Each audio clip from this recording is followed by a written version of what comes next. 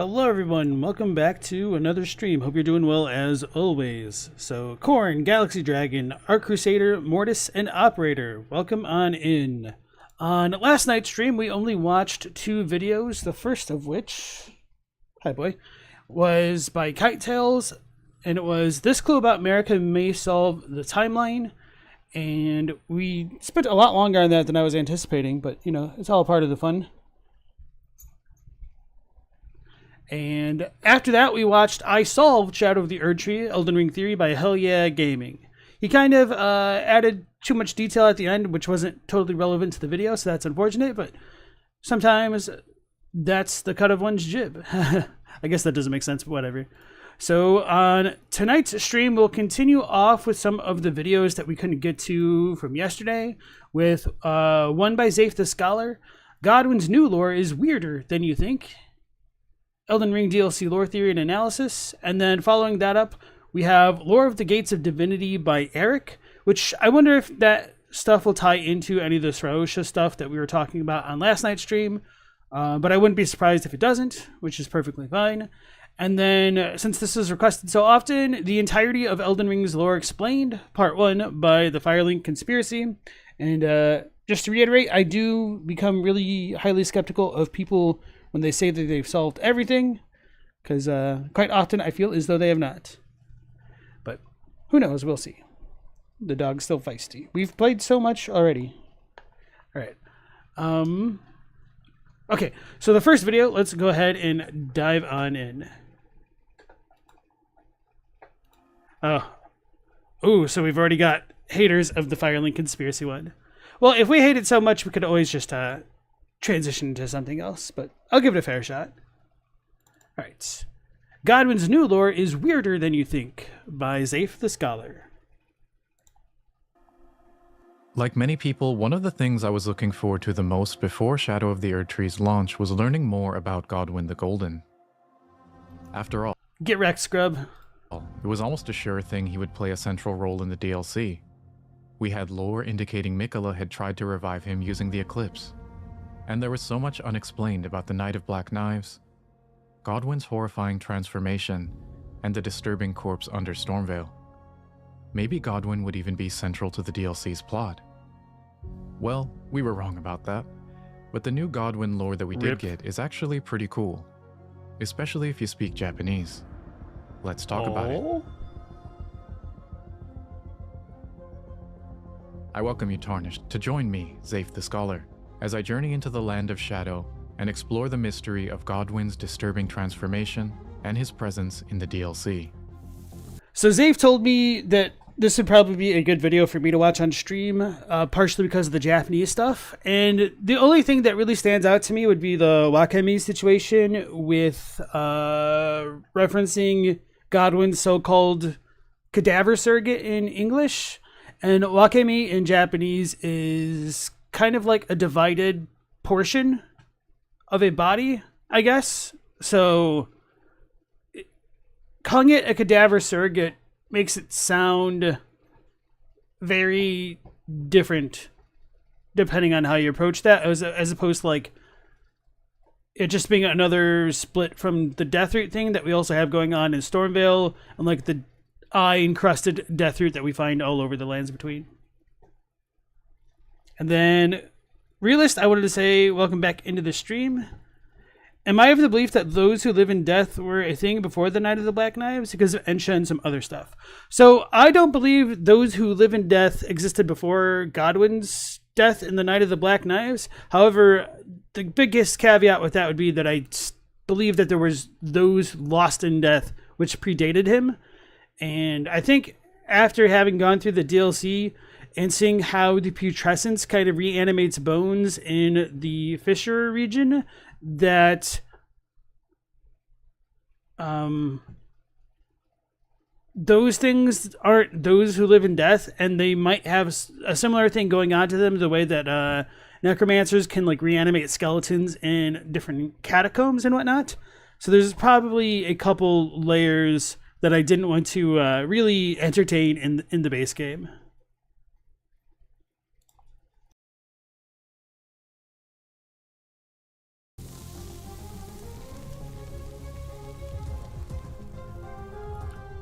Yeah. So pieces of Godwyn, that kind of tips me off that this is probably going to be about the cadaver surrogate type stuff, which, you know, big surprise because that's pretty much the only thing super relevant in the DLC, right? But before we get into all the details, I'd first like to shout out this video's sponsor, Witcher. So, believe it or not guys, I am not maidenless. But Milady at home isn't always a huge fan of me taking over the TV in the living room for hours at a time with my lore hunting sessions. So when Witcher reached out to me about trying a pair of their Witcher Pro XR glasses, the timing honestly couldn't have been better. And I have to say these things work great. Paired with the Witcher neckband, I can kick back on the couch or in bed and wirelessly stream games from my PS5 without bothering a soul.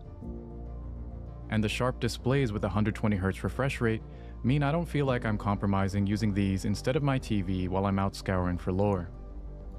Is this like comparable to like a VR headset? I don't understand the difference fully, except maybe you can see more of the surroundings. Witcher also sent over this wireless controller they made in collaboration with 8BitDo, which has worked great when I'm playing on PC. I actually do like 8BitDo's controllers. I've got one for the Switch that's kind of like the knockoff Nintendo Pro controller.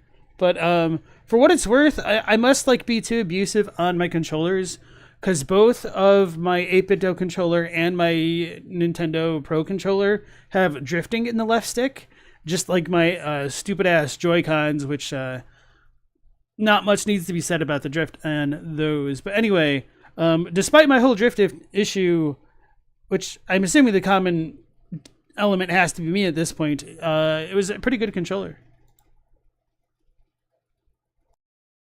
So if you're in the market for a pair of XR glasses to game on, I highly recommend giving the Witcher Pros a look. And you can check out the links on screen or in the video description to get 10% off when you grab a Witcher Pro bundle. And thanks again to Witcher for sponsoring this video. So in this video, I want to delve into all the new lore we got in the expansion concerning Godwyn the Golden, and figure out how it fits in with what we already knew from the base game. I think he used this song in his last video, and even then it kind of reminded me of like one of those Harry Potter themes. I couldn't exactly tell you like where in the movies, but anyway. Hey Teen Sith, nice to see you again. How it go? What it do? Is the lore solved yet, chat? Well, that'll be the third video when it all gets solved, but yeah, we'll see. Just in case you aren't aware, Godwyn-related lore can primarily be found within two catacombs in the Land of Shadow, the Fog Rift Catacombs and the Scorpion River Catacombs respectively. On my first playthrough, I actually missed both of these areas entirely. Wow. And thought Godwyn wasn't mentioned in the DLC at all. That's funny. So I was happy to be wrong about that. And from a story perspective, it of course makes sense that someone who came to be referred to as the Prince of Death would have his lore hidden away in underground entombment sites. At the end of both of these catacombs we're met by Death Knights, newly introduced characters with some really interesting ties to Godwyn. That reminds me that I still need to try and figure out what is the depiction of like the ancient Erdtree on their armor set. Because I mean, I just took a quick gander when we were doing the streams, but I don't feel like I saw anything conclusive. Maybe it's like on the greaves. I don't know. We learn from their weapons, for example, that these guys were once Godwyn's personal guards, who, like Godwyn, had ties to the ancient dragon cult in Leyndell, and are thus able to use powerful lightning skills and incantations. Which is pretty damn cool. But go ahead and drop a comment if you were disappointed in not being able to get this badass spectral cape that they wear. I know I was. Oh, I didn't notice you could actually kind of see skulls in it. This is not like the best freeze frame, but I saw like a little hint of one over here a moment ago. We also learn from their armor sets that their devotion to Godwyn continued even after his death. Maybe not. Their helmets, for example, are said to be adorned with decayed golden wheels that represent their unbroken loyalty to Godwyn, he who became Prince of Death. And I can't help but wonder if this loyalty is perhaps somewhat motivated by guilt, since they clearly didn't do a very good job at guarding Godwyn. But that's just speculation. But I think that's a pretty fair speculation, all things considered, but I appreciate, the clarification there. can safely say that these wheel motifs are likely a reference to the circular centipede curse mark that should have branded Godwyn upon the complete death of his soul and body on the Night of Black Knives, if not for Ranni's intervention. And conversely, since we do get Godwyn with Castle Soul connections, it could just be meant to represent the sun or something like that. And the other thing that I wanted to mention was I wondered if this... Oh, damn it, I never looked at my buffs. Or no, maybe it was on a different video I was watching. Yeah, somebody else had a different video where it had like the circle buff that kind of reminded me of what appears on one of the, like the Holy Proof dried liver for whatever reason, because that looks like a completely different rune from any we've seen. And, well, I am of the opinion I don't think Godwyn should have had a rune at all because, you know, he died before the shattering happened. Maybe he did, and then, oh no, maybe Ranni had a rune as well, and Gideon wasn't entirely wrong. Sucks to say, but, you know, just entertaining the possibilities here. Death of his soul and body on the Night of Black Knives, if not for Ranni's intervention. Instead, Godwyn received only a half curse mark, perishing in soul alone, with his body left behind as an empty husk. We of course see the horrifying results of this incomplete death when we eventually find Godwyn's corpse in the Erdtree's roots in the deep root depths under Leyndell, where he's mutated into a truly disturbing and unrecognizable form that is spreading pestilence throughout the lands between via Deathroot. We find masses of Deathroot throughout the base game in catacombs and places like Summonwater Village, where it is spreading uncontrollably and even forming eyes, much like the roots near Godwyn's corpse, albeit on a slightly smaller scale. But this is of course not the only place we see Godwyn manifest. We also find a strange corpse that has a very similar face to Godwyn in the basement of Stormveil Castle. I talk a lot more about this corpse, Godwyn, and Stormveil in this video in the card, but the short version is that although the most popular theory for how this corpse got here is that it spread via Deathroot, it's a bit strange that there's no Deathroot around Stormveil or this corpse at all. I argue that this lack of Deathroot, combined with Roger's description of the corpse as a sacred relic of the Black Knives plot, might suggest that it was perhaps once a much smaller piece of Godwyn's body that was actually physically transported to Stormveil, rather than something that sprouted via Deathroot. And interestingly, in the Land of Shadow catacombs, we find some further evidence to support this idea, since the Golden Death Knights guard two very similar visages of Godwyn, and we're actually given some explicit information regarding what they are. So as far as the Stormveil dude not having Deathroot, I'm a little skeptical about that because his tendrils look Deathrooty enough for me that it's not that big of a deal. And we also see Roger's Death Spectre having died due to Deathblight, which could be the potential Deathroot connection there, which is really strange because we don't actually have anything in that area which Deathblights us specifically. One idea that has been floated around would be that perhaps like Fia showed up and got him or something like that, because he does kind of become her champion, and she does do something similar to D, but I don't really know how I feel about that. I just wish there was something a little bit more concrete to tie his death splatter into what happened. Because my first playthrough, I was like, oh, a death splatter. And then I looked at it and I just saw a corpse fly into the air. I was like, what the hell happened? Like, it was the wildest thing I'd ever seen. It almost looked like a Darth Vader all of a sudden just grabbed him and choked him to death. The Death Knight's set description states, these knights, once Godwyn's personal guard, quested to find their transfigured master's cadaver surrogate for the coming age of the Duskborn. So we can infer that these creepy Godwyn-like faces are called cadaver surrogates, which sounds pretty cool, but is also pretty cryptic. What does cadaver surrogate even mean? A cadaver is of course another word for a dead body, and a surrogate is something like a substitute, something that can be used in the place of something else. So does this perhaps suggest then that Godwyn's followers plan to let Fia lay with one of these surrogates in the event that Godwyn's real corpse in Leyndell couldn't be found or accessed? Seriously though, if you guys have any other thoughts or interpretations of what cadaver surrogate might mean, go ahead and let me know in the comments. But I'm really surprised because he said that there was like a big difference in the Japanese. So, yeah, I talked about that earlier, but just to like show you guys specifically, I don't think this is like a term enough on its own that it's gonna have like a G show definition. But anyway, we'll try.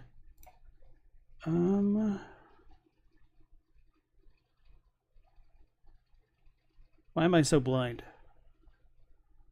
This is not what it is it? No. Okay. Oh yeah, of course. Okay. Actually, that's what I thought. Okay. If that doesn't have it, then I'm pretty confident G-Show won't either, but at least G-Show has like the character breakdown, which is a little bit easier to work out. So wakeru means to like divide something, transitive, and yeah. And then mi is the character for like body, flesh, essentially. So it's like a divided body kind of, but as you see this character show up in connection with mi, there is another pronunciation for this character, like mukuro, which is the same character and does mean the connotation of a dead body. And you're like, why the hell does it have like two different forms? Well, this can be mukuro on its own, but the Japanese added like a different kanji, or well, maybe it's that like they simplified part of the kanji so that way you didn't need to like read the full thing. But anyway, this one is just more detailed, so when you see this, you won't necessarily confuse it for body when it means like specifically a dead body, perhaps. So that's kind of like one of the fun things of looking at the Japanese, where you just kind of need a bit more, I guess, like literacy to understand sometimes. But anyway, experience might be the better word. So what was I saying? Right. So it's like a divided body of Godwyn, potentially a dead body. So whether or not one wants to believe it was like transfigured from a pustule of Godwyn is up to the individual. I tend to think that he kind of grew from the roots of Deathroot, and even the land of Shadow has been infiltrated by Deathroot. I think this idea makes more sense if you are a proponent of the idea that the Shadow Tree is, or at the very least was, literally connected to the Erdtree. Maybe underneath it, maybe not. Maybe there's a metaphysical connection, but it's really awkward that we have like the physical Deathroot to make that connection, and then trying to establish how the Erdtree was once connected to the roots of a great tree, or the great Shadow Tree perhaps, but is no longer, doesn't make as much sense if you believe the whole metaphorical reading of things here. So because they were searching for these surrogates, that leads me to believe that they were probably more naturally formed through the roots of the Erdtree / Shadra Tree, because that is what Deathroot has infiltrated. Okay, and I think we're good with that. Let's go ahead and put this over Myeon. Since I was feeling unsatisfied with the English text, I started to wonder, what does the Japanese text have to say about all this? The Japanese description reads, Katsute, Godwyn no konoe de atta kishi tachi wa, kawari hateta nushi no wakemi no mukuro o sagashi motometa, kitaru beki, kuraki mono tachi no jidai no tame ni. So honestly, for the most part, I would say the translation is pretty great, and stays true to what was in the original text, but with one major difference. The Japanese doesn't mention anything about a surrogate or replacement at all. Instead of surrogate, the word wakemi is used. And I argue that this is pretty significant. The word wakemi is made up of two parts. The first half being wakeru, which is used to describe dividing or separating a larger whole into pieces or parts. And the second half is mi. Now, I feel a little bit silly for having explained this, but he made it sound as though he didn't know what it was. So it's a little bit funny the way that he asked people what they thought it was in the comments. It's like, you're all wrong. It's this anyway. Meaning body, meat, or flesh. Now, I fully sympathize with the localization team here, because wakemi is actually not a standard word that's found in dictionaries, but instead is a novel word made up by Miyazaki and FromSoft. And this means that coming up with a translation that doesn't sound weird while still retaining the nuance of the Japanese, can be quite challenging. But after consulting with some native Japanese-speaking Elden Ring fans, I would propose that the following is a more accurate translation than what we got.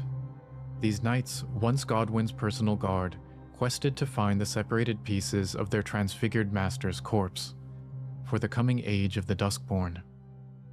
Now, I have no idea why the translators inserted the word surrogate where there was nothing to suggest it before, but I can't discount the possibility that they had access to some additional information that I don't. It's fully possible that they arrived at the word surrogate after consulting with the JP FromSoft team about what the purpose of the corpses was.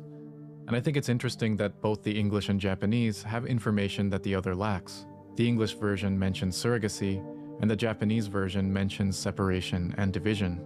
Perhaps a happy medium then that gets closer to the truth might be to combine the information from both. These knights, once Godwyn's personal guard, quested to find the separated pieces of their transfigured master's corpse, to serve as a surrogate for the coming age of the Duskborn. In any case though, the Japanese implies that these wakemi were at one point part of Godwyn's main body, but were separated. By who or for what specific reason is left up to the imagination. And I'll also point out here that the word wakemi I don't necessarily know if they were separated as much as it is that they are kind of seen as their own branching parts of him.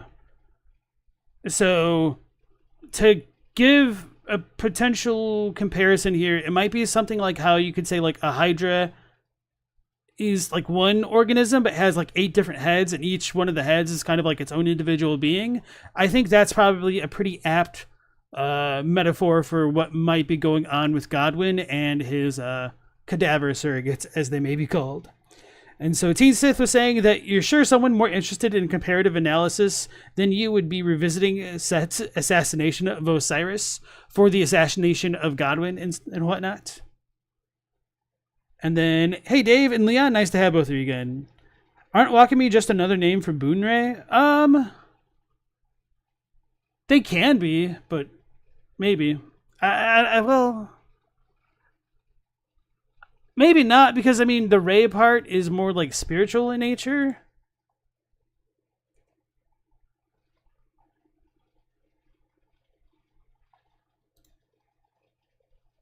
But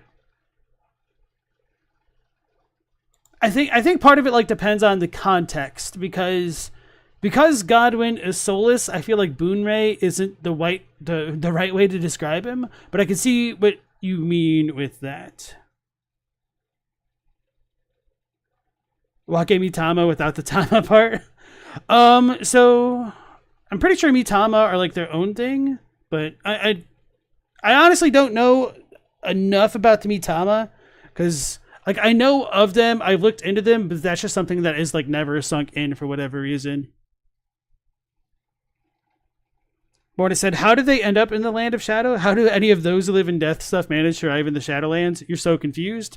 Well, my explanation, as many would probably hate, would be that the Land of Shadow is connected to the Erdtree through its former roots. So how they managed to get here is anyone's guess. Some people believe that the Death Knights are dead and therefore were able to like get transferred into the Land of Shadow. So that is another possibility worth considering. Or maybe if he is transportation magic. has actually been used in Lania of the Japtude. Something that can be used. Where were we? Kemi. Translation that doesn't sound weird, while still retaining the nuance of the Japanese, can be quite challenging. But after consulting with some native Japanese-speaking Elden Ring fans, I would propose that the following is a more about what. All right, let's start here. The truth might be to combine the information from both. These knights, once Godwyn's personal guard, quested to find the separated pieces of their transfigured master's corpse, to serve as a surrogate for the coming age of the Duskborn. In any case though, the Japanese implies that these wakemi were at one point part of Godwyn's main body, but were separated. by who or for what specific reason is left up to the imagination. And I'll also point out here that the word wakemi has actually been used only once before in Elden Ring to describe a somewhat similar situation. But in this case, the translation team decided to translate wakemi as offshoot. When pondering her relationship to Melania, Millicent states, I am of Melania's blood, but in what capacity I know not. I could be sister, daughter, or an offshoot. Whatever the case though, I am certain of a kinship between us. 実は私はマレニアの血縁のようなのだ。私が彼女の子なのか、妹なのか、あるいは分け身なのか、それはわからないけれど、確かに彼女との間に近親のつながりを感じるのだ。Now, considering that many have speculated Millicent is actually a piece of Melania that was separated from her and grew independently after she bloomed in the Battle of Aeonia, the more explicit use of the word wakemi here is pretty interesting.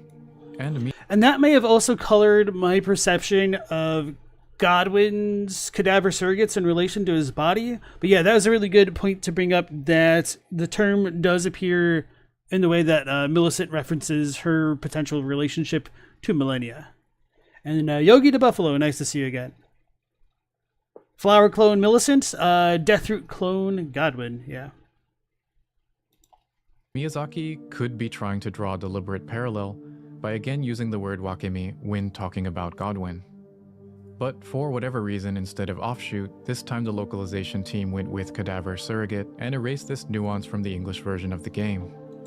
And I really do like offshoot as a localization. That is one of the things that I appreciated when they were talking about Millicent's dialogue in the base game, even before the DLC had released.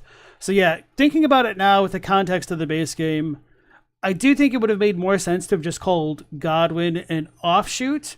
But then again, that also poses its own problems, where then you might inadvertently kill off the idea that he grew from a pustule, which I'm not entirely opposed to despite everything. So it's one of those cases where there are good localizations on paper, but I'm not sure if there's any one thing that would convey the idea super well. Although maybe if you just like left something a bit more ambiguous, you might be able to make something work. I don't know, I'm just trying to blank. And I can't help but wonder if this isn't a significant mistake in terms of explaining the lore and the environmental evidence we have about these pieces of Godwyn. If these cadaver surrogates are really growing via Deathroot like everyone proposes, why do we not see Deathroot anywhere around them? No root sprouting eyeballs, no buzzing flies, or deathblight thorns with fly wings. We find Deathroot all over the lands between, and yet it's absent in every area with these faces. Is this just a coincidence? In the comments for my Stormveil video, many people were claiming FromSoft just forgot to add in Deathroot due to Stormveil being completed really early on in Elden Ring's development. But did FromSoft forget 2 more times in the DLC? Even one massive Deathroot with eyeballs on it would be such an easy and sensible thing to add in here, if that's what they were trying to convey. We find these types of masses in many of the catacombs in the base game. And yet the DLC catacombs where we find Godwyn have none. And speaking of eyeballs, despite one of the... I was going to say, interestingly enough, we also don't have depictions of the Erdtree on the doors in the catacombs. So despite what I said about the Erdtree potentially being connected to the roots of the Shadow Tree and whatnot, maybe Deathroot can't fully infiltrate the Shadow Tree for whatever reason. And that might explain the lack of Deathroot in the catacombs. Now, I don't necessarily like that idea, but we also have like bona fide those who live in death within like the Shadow Altus region by Manus Metter, by the Shadow Keep to the south of that gate that goes into the church district. But I don't believe there's any signs of Deathroot there either. And then Leon thinks Miyazaki would be enough of a mad lad to make a pun on Wakemitama, by making a similar word but without the Tama soul and literally making a divided, chopped, soulless corpse god. You might be right there. And T-Sith said Japanese people love puns. It's true. Mortis thinks any type of death corruption being in the Shadowlands is a bad idea. Why? The hallmarks of Deathroot being the appearance of Godwyn's eyes. All of the cadaver surrogates lack eyes, which to me would suggest separation from Godwyn's true body, rather than connection. To be fair, unlike in Stormveil, we do at least see some tree roots here with the DLC corpses. So maybe Godwyn did spread through these roots, even though there's no Deathroot or other signs of corruption. Definitely possible. But I would like to throw out an alternative theory and hear what you guys think. We know that the roots of the catacombs in general were sites of a practice called Erdtree burial, where we can find masses of human bodies that were offered to the roots to be absorbed. The roots near the cadaver surrogates in the DLC actually also have these masses of bodies in them. So rather than growing out from these roots, is it possible that these separated pieces of Godwyn, or Wakemi, were instead offered to the roots in the same way that these bodies were? It's completely speculation, but maybe before Godwyn's full body was interred directly at the base of the Erdtree, these catacombs served as a trial run to see what would happen if Godwyn was reabsorbed by the roots. Maybe once officials in Leyndell saw the— I don't like that idea, because then you would need to explain why they went to the Shadowlands to do it, and why they believed they needed to fear Godwyn's death. So that kind of would almost imply that they already knew about Deathblight, whereas it makes a lot more sense to me for them to like do the thing that they always did when somebody really important died and gave them Erdtree burial, only to realize, oh no, we just poisoned the Erdtree, and scrambled to try and undo their mistake. But anyway. Nectarine and Elmo, nice to see both of you guys again. And Mortis thinks that the barrier is the big factor with the death corruption. I don't know. I do tend to think there's probably that root connection despite everything. Nectarine said, Godwyn was mad about not being the final boss, so he didn't give them the rights to Deathroot. All right. How do I think those floating Deathblight eyes work? Oh, like the basilisk ones? That is like one of the weirdest things. So, I don't like this, but what if Deathblight predated Godwyn?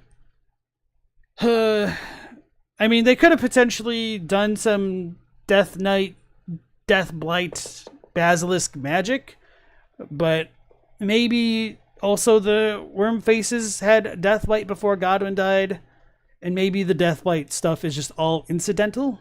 I don't know. And then Monkey Man, welcome into the stream again. Maybe they wanted to infect the Shadow Tree. That would actually be really cool if they think they could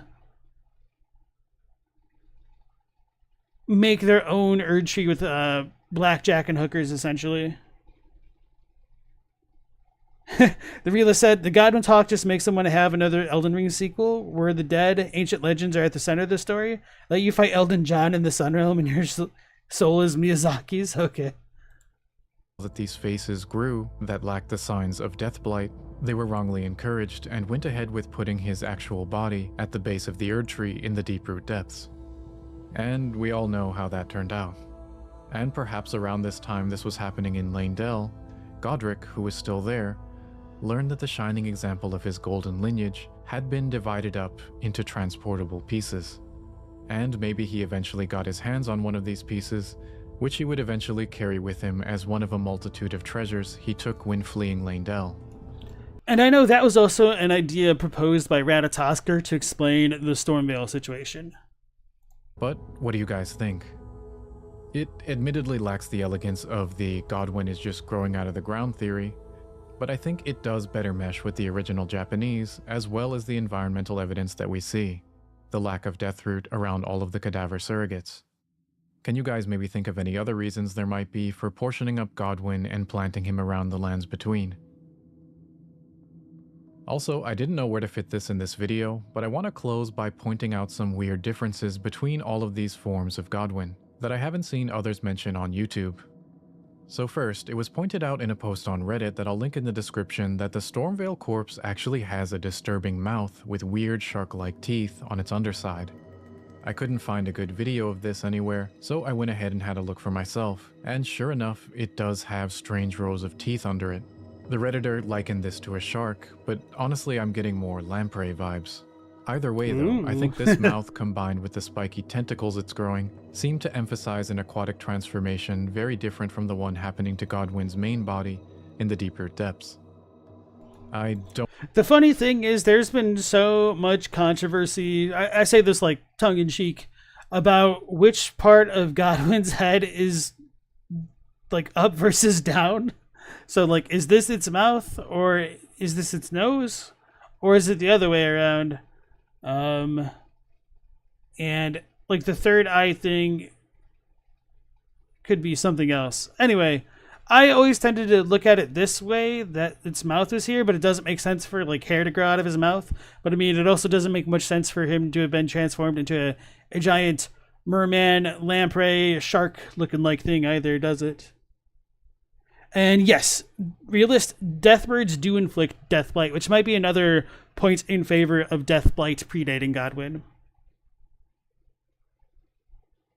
Hey, True Connoisseur. Yeah, we're reacting to this video tonight. How's it going? Leon says, Deathblight is a consequence of corrupt or impure death, maybe, but that doesn't fit with the putrescent stuff. I guess we don't get Deathblight there, but yeah, it's just really strange where it does and does not show up. Oh, and True Connoisseur said, do you think the aquatic touches with Godwyn is still such a weird but very influential choice?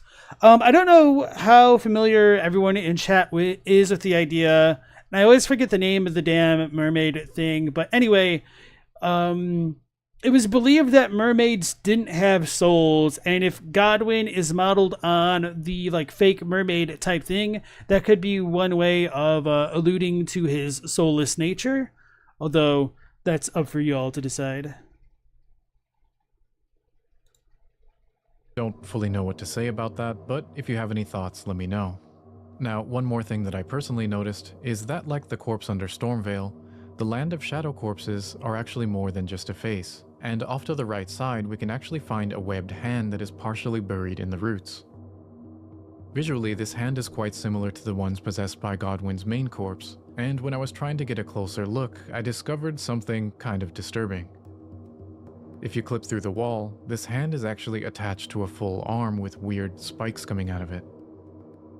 And as far as I can tell, these spikes don't seem to appear on the arm model for Godwyn's true corpse in the deeper depths, which might have some sort of significance. I'm not too sure what to say about this either, but I thought I would share it with you guys in case any of you have any insights. The spikes on its arms remind me of the spikes on its tendrils. I don't know how significant that's supposed to be, but that's a good observation. I noticed the claw, but definitely not this. So as always, if you guys have any thoughts, I'm curious to hear them in the comments. If you like this video, don't forget to like and subscribe, and hit the bell so you don't miss the next one. It really helps out my channel a lot, and I genuinely appreciate it. And hey, I'd also appreciate it if you considered supporting my content by becoming a patron, a YouTube member, or buying me a coffee. Thanks a ton for watching. Alright, so I'm going to go ahead and link his video now before it just auto jumps to the next one. And then I'm going to go ahead and leave a comment on his video about it. So I'm just going to say, hey, I enjoyed the video, but one reason I don't think Godwyn was split off into pieces and interred is that his Godwyn's needed to search for his surrogates rather than being with them from the start. So if they didn't inter his remains, who did? The Black Knives? It's a cool idea I could support, but it sucks that we don't see anything relating to the Black Knives in the DLC.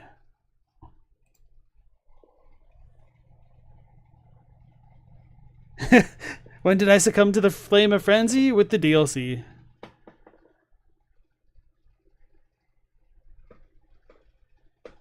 Is it asset rework or is it lore? Indeed. And then Phantom leaves. Nice to see you again. All right, yeah. So that was a good video. I almost forgot to like it, actually. I have shared it. Okay, so that will be the end of this one. And then the next one will be the lore of the Gates of Divinity. Gotta buffer the last 3 seconds. I'll see you in the next one. Okay. Lore of the Gates of Divinity by Eric.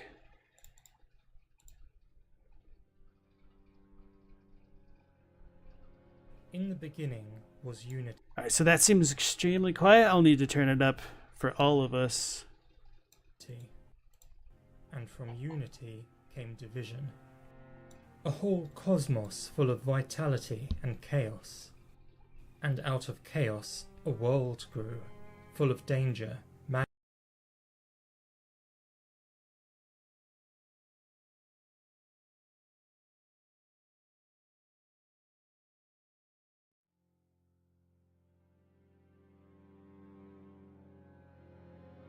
In the beginning was unity, and from unity came division.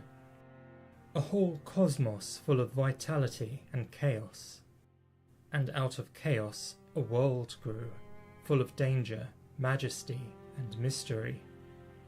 But concealed in the midst of all things, at the heart of the lands between, another world lies unseen. Here, the darkest secrets of the past were shrouded in shadow, yet here we find the brightest mystery of them all. At the gates of divinity, the full power of the cosmos is on display, primordial forces able to create new realities. For most, they are an impenetrable mystery, but for those who really look, there are answers.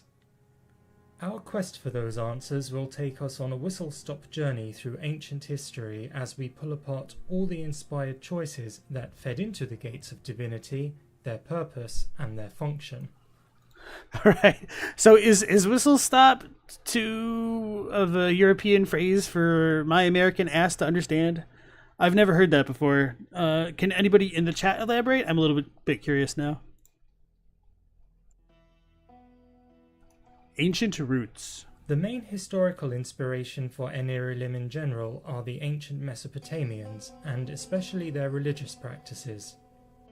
Mesopotamia is largely in what now is Iraq, and comprised a number of kingdoms, such as the Akkadians, Sumerians, Assyrians, and Babylonians, who between them invented the wheel, worked out agriculture, laid the foundations for mathematics, and produced the first written language.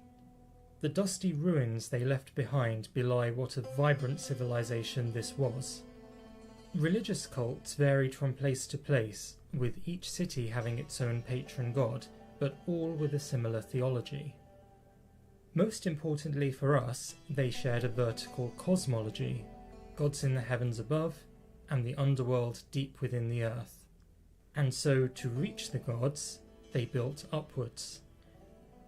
The holy temple around which any city worth the name was built was the ziggurat, a sort of artificial mountain which took the form of a step pyramid. The main structure was just a base, but at the top stood the shrines which housed the gods. Only high-ranking priests could enter to perform their rituals and offerings. Unfortunately, none of these shrines survive, and the structures of most ziggurats have been badly eroded or damaged. Consequently, there are large gaps in our knowledge of Mesopotamian religion, which is partly what makes this such an inspired choice in terms of game design. Yeah, and I've always been really fascinated by this kind of thing, but I guess I haven't done my due diligence in really looking into it. This is just the kind of stuff that I would enjoy watching back on the History Channel when I was a kid and when it covered the topics of history.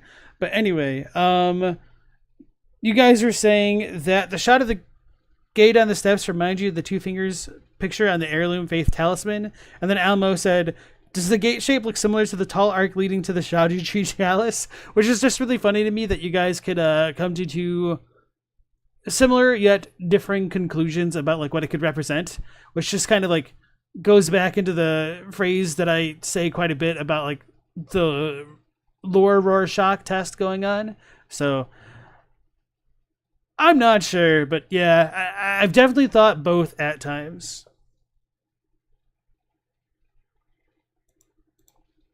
Without saying it outright, FromSoft have coded Enim and the Hornsent generally as being rooted in the unknowable mysteries of the ancient past. It helps that Akkadian is an early Semitic language, which is why Enim may have struck you as having a ring of Arabic or Hebrew about it. Again, it subtly suggests something foreign, ancient, and mysteriously holy. Belurat is, at a glance, strongly evocative of a ziggurat, at least based on what we do know of them. It even resembles one structurally, with that imposing front and grand stairways. And of course, it serves the same function, namely to elevate the shrine. Enim is the mysterious temple complex where the world reaches up and touches divine heights. Even the name, as we saw in the etymology video, means bedchamber of God, and is drawn from the name of the ritual bedchamber of the all-important sky and earth gods that was once a shrine room. Oh, that's cool. I'm going to need to check that out then. Before I forget, I want to look at that. Shadow of the Erdtree's names explained. Okay, I'll just add this to the playlist sometime. And I'll give them a sub now. I'm really enjoying this so far. One noticeable difference is how the architecture becomes rounder and more delicate as the structure goes up. This is a temple built by the Hornsent culture whose crucible worship revolves around the forces of nature. Spirals and branches are the most sacred forms here. Not the heavy lines of real ziggurats, but natural lines, never straight, always aspiring upwards. That might be a little unfair, however. Mesopotamian ziggurats were probably loaded with greenery and trees at every stage. This is likely what the famous Hanging Gardens of Babylon were. That particular ziggurat has been mentioned a lot in regards to Enim, in its allegorical form at least, as the Tower of Babel. The Tower of Babel is a short parable in the book of Genesis concerning a large tower built... I'm a little bit surprised he didn't take this information for granted, but I do like that he's breaking it down for people who may not know, because honestly in the West, and maybe this is partly more of like the American-European divide, we're not as secular, I guess, in many regards into our references to like Christianity and like Judaism and those kind of stories, I guess. But anyway, up to heaven as a show of human strength. But God confounds the people in their speech and scatters them all over the earth. This is a not wholly serious account of how people came to inhabit the earth and speak different languages. But there's a moral there too about getting ideas literally above your station. It's saying, don't get delusions of grandeur and overreach to what only God can do. Good advice Mikola should have taken. The name of Babylon is itself quite an important clue as to the nature of the Gate of Divinity, because although the earliest form of the name is ultimately of unknown derivation, it developed into Akkadian as Babilim, meaning Gate of God. Wherever historic mythologies include divine gifts like immortality being bestowed, it usually comes in the form of something to be drunk from a divine chalice. A gate, by contrast, makes for powerful imagery. We don't even need to be told outright how it functions, because it's crystal clear that passing through it leads one onto a new and transformed mode of being. That being said, we will come to look at all the evidence which does explain the mechanics more clearly. The name Belurat is also... right, so, you guys are saying he has good etymology videos and a good one for the base game. And then Loam, Captini, and Little Church Lore, welcome back into the stream. Captini, Captini was saying, in many European countries, theology is taught to children in a non-preaching way from a secular aspect, and then asked, do they still teach religion in USA as dogma? So it's complicated in that technically there's the separation of church and state. So public schools should not technically be teaching religion from a dogmatic point of view, but that is certainly flexed and stretched perhaps a little bit beyond its limits in certain places in like the Bible Belt and like the South and the Deep South especially. So beyond that, there are a sizable number of private schools in the United States that are religious schools. So like Catholic school is a really big thing, but there are many others, of course. And so many children go to those schools and they do get the dogma preached alongside like their academic curriculum. So beyond that, many children are also homeschooled for the express purpose of trying to like keep their children ignorant of more secular views because they don't want their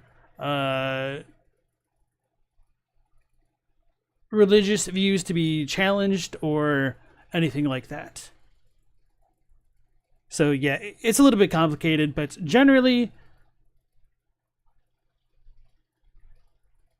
even if it isn't taught in school, it's just such a big cultural component of the US that it's kind of hard to avoid whether you went to or not. And DLS Isel, I'm not sure how you pronounce that, my apologies. Welcome on in. There are a lot of Christian school clubs and student organizations. That's true.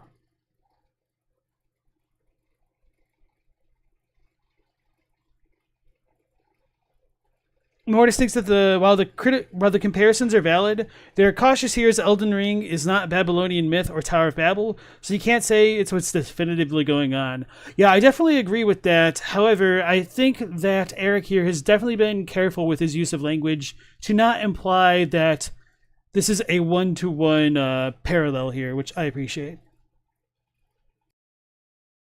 Also worth unpicking in a little more detail than we already did. My best, or at any rate most solid theory, is that it comes from the Latin word for "we will go to war." I think this works for a few reasons. There's a nice symmetry with nearby Castle Ences, also a warlike Latin name meaning sword. It fits lorically, since the Hornsent did in fact turn their best efforts towards going to war. And in common with a lot of other Elden Ring location names, it's a real word whose final English version shows telltale signs of having been localized via Japanese, down to the syllable. But by now, you must be wondering if it's not more obviously a play on ziggurat. That's a compelling idea when you consider that Belu is Akkadian for lord or ruler. However, this idea starts to fall apart a little when explored further. I previously reached out to an academic historian who studies comparative Semitic languages, and according to him at least, Belurat isn't a word you can legitimately create within the confines of Akkadian grammar. Now, I have to be careful what I say here. That doesn't necessarily mean that it isn't in fact how they came up with it, it just means I can't present it to you as a definitive explanation. And this is one of those points where it's really difficult trying to tell, like, what is the product more of localization and what, and when such localizations were produced in relation to, like, the concepts or, like, the DLC itself. And sorry if that doesn't make a ton of sense, but what I mean is, like, let's say, for instance, if the term Belurat appeared in George's original manuscripts, did it actually appear as Belurat in his version of the English, and then was that transliterated into Japanese as something else, and then did that get transliterated once again back into English by the localization team? Did they have access to George's draft materials? That would be really nice to know, but we don't know, so I would like to think so, but I don't know. So anyway,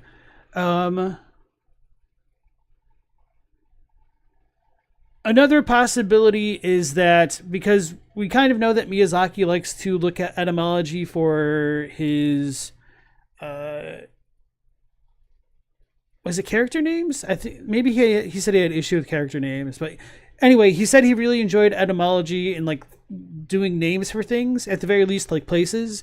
And he struggled with game titles. I think that's what it was. Dark Ring, Dark Race. Anyway, he could have looked at something and then taken that something and transliterated it phonetically into Japanese, and he could have like altered it slightly. So there might have been something that's been slightly altered to appeal to a new sensibility, I guess, that might not trace back to the original source because of said alterations and the language barrier between Japanese and English and whatever source material he may have been drawing from. So, well, I don't know if we'll ever get to definitive answers. I am still very curious in the many possibilities that can arise from looking at the etymology of these terms.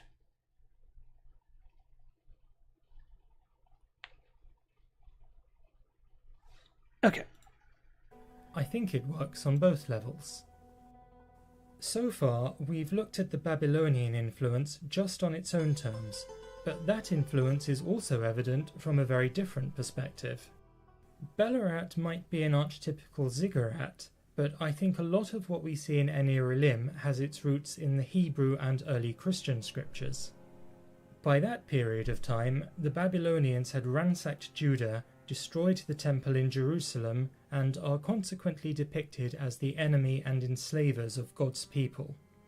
The Book of Revelation goes a step further and uses Babylon as a metaphor for the fallenness and vanity of the world.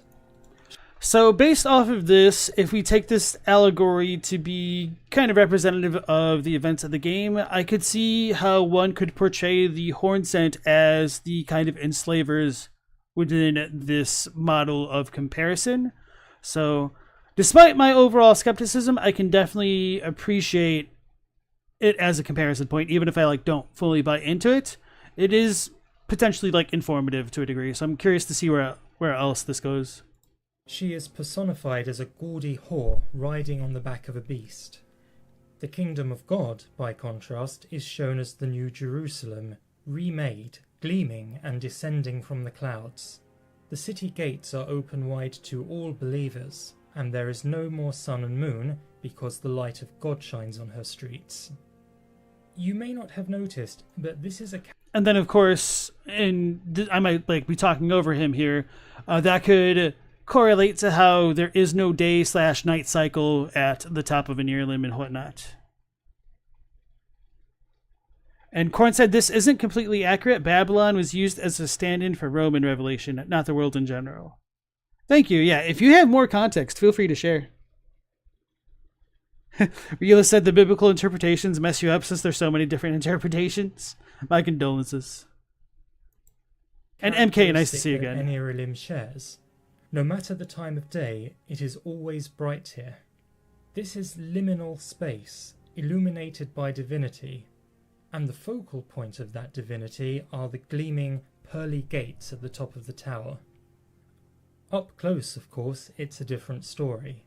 The gates are less a conventional structure than a pile of bodies. We can even still see the ropes sticking out that hold it all together. It seems to have dried out or petrified somewhat since Marika was here, but make no mistake, there's still a lot of blood in this stone. That's very important because the gate's function arises from its construction.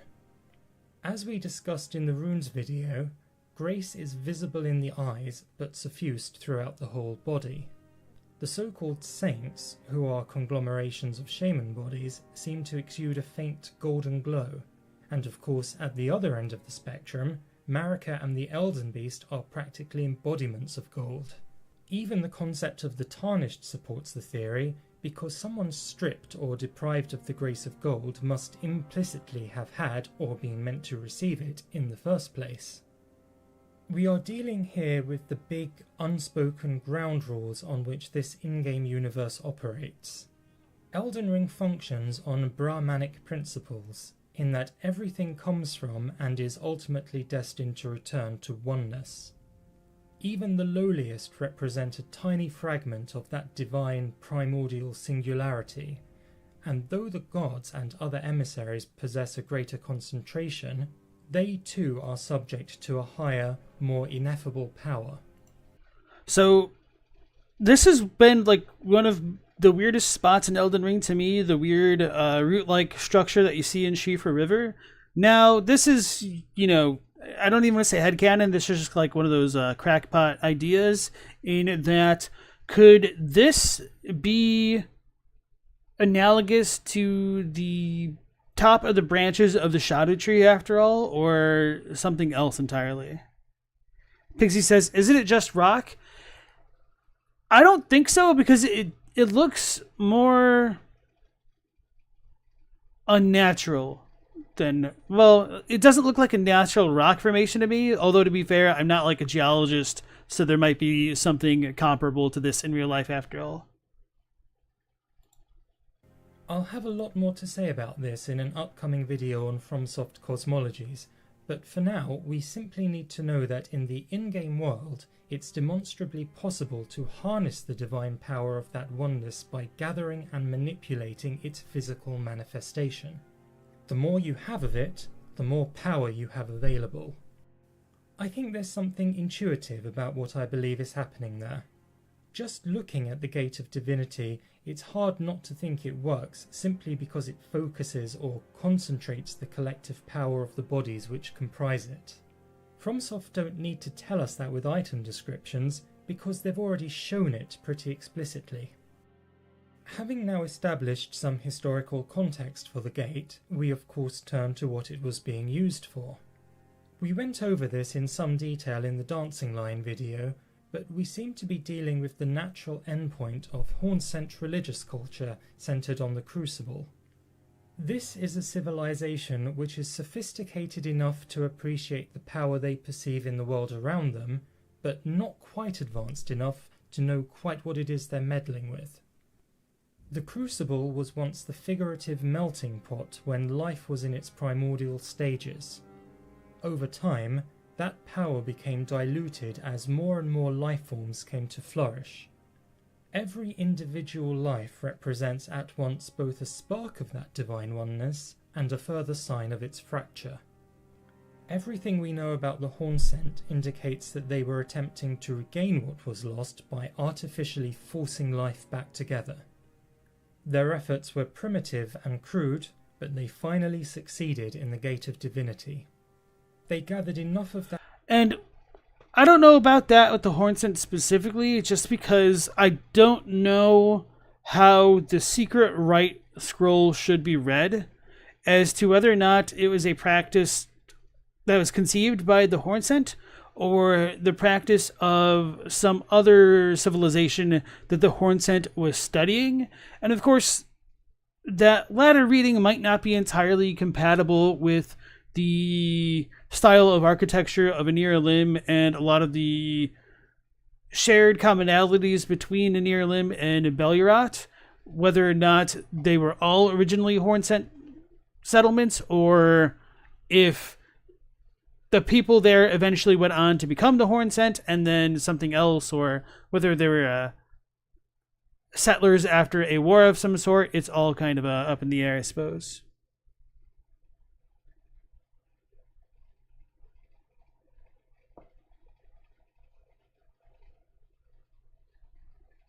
And then Almo asks, what is the significance of the rite written in white tree bark? So that's kind of one of the things that stands out to me. It's not on any of the stone tablets. And the fact that it's on white tree bark to me, and I might be wrong about this, is that it shows a difference of lineage from the Erdtree, because it's not, it doesn't really pertain to the Erdtree in any regard. And it sets it up as distinct from the Erdtree. So I don't know, but the fact that it's also on bark is a little bit strange, because if it's a super ancient rite, it would almost make more sense to be on stone. So then maybe the fact that it's on white bark suggests that that had a kind of religious significance that isn't fully apparent. And I've wondered whether or not that white bark is analogous to the types of treeple we see in Aenir Lim.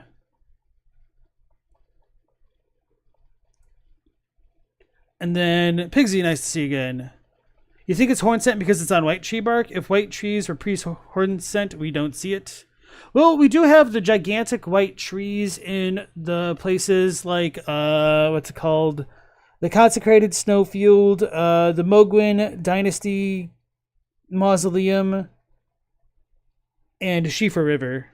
But I don't necessarily know if it's, like, supposed to be the same. Just an idea. Yeah, MK says Snowfield, white tree bark.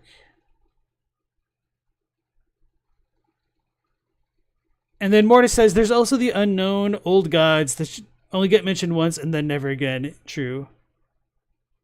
And then Nectarine dropping the real lore facts with the white bark means they originated from Ulasil or Gondor. Okay, definitely Gondor. That's where the we got the Numen from the, Numenor and whatnot. Okay. That divine power in one place, all that creative vitality, that they could infuse it into one person in such a concentration as to raise them up to the level of what passes for godhood in this universe. This is by no means the only way that powerful forces are able to operate, but it seems to be the only way open to lesser beings. And when a lowly mortal reaches the threshold of divinity, they undergo their apotheosis. Becoming a god. Apotheosis, at least in the sense of what's happening with Marika and Mikola, is pretty rare in historical mythologies. The gods are gods precisely because their nature is distinct from and above that of mankind. Mortals becoming gods therefore just doesn't square very well with that. Apotheosis where it does occur is usually more in the sense of metaphorically honouring an individual, such as Greco-Roman cult heroes who occasionally rose to their respective pantheons, but never to the highest level like Olympians. Religions with their roots in the Vedic tradition generally have scope for upward reincarnation into godhood, but they generally see godhood as itself yet another possible step towards an even higher goal, like moksha or nirvana. Deification may be rare in mythology, but at various points in history it has been a favourite artistic device to show the importance of a subject. This is always intended allegorically rather than literally saying that the person has become a god. For example, this fresco at Hampton Court Palace shows the apotheosis of Queen Anne. Anne holds a sword and scales to symbolise that she is a just ruler. Neptune and Britannia hold the crown above her head to exalt Britain's naval superiority during her reign. Likewise, in religious art, church ceilings of the Baroque were occasionally painted lavishly to show the apotheosis of various saints. Obviously, the point is that the person has gone to heaven and not that they themselves are on the same level as God. You'll notice a sort of directional difference though. In all these examples, it's the divine drawing upwards, whether classical gods allegorically honouring what someone represents, or the god of heaven rewarding his servants. But in Aenir Lim, the effort is bottom up. Here, you can propel yourself into godhood. It's more like an assault on heaven. This is what the gate is capable of achieving, but it doesn't just work by simply walking through it. We know there is a ritual involved. FromSoft sidestepped the details by giving us a mostly indecipherable scroll, but Ansbach's dialogue offers us some insight, and we also have a few glimpses of Marika's ascension. There may be certain loopholes, but essentially, sacrifices are required to elevate the new god, and they seem to require a consort. There doesn't seem to be any limitation on who or what can use the gate, so long as they follow the necessary ritual. The notion of Empyreans as solely able to become gods is likely little more than a self-serving fiction of the two fingers.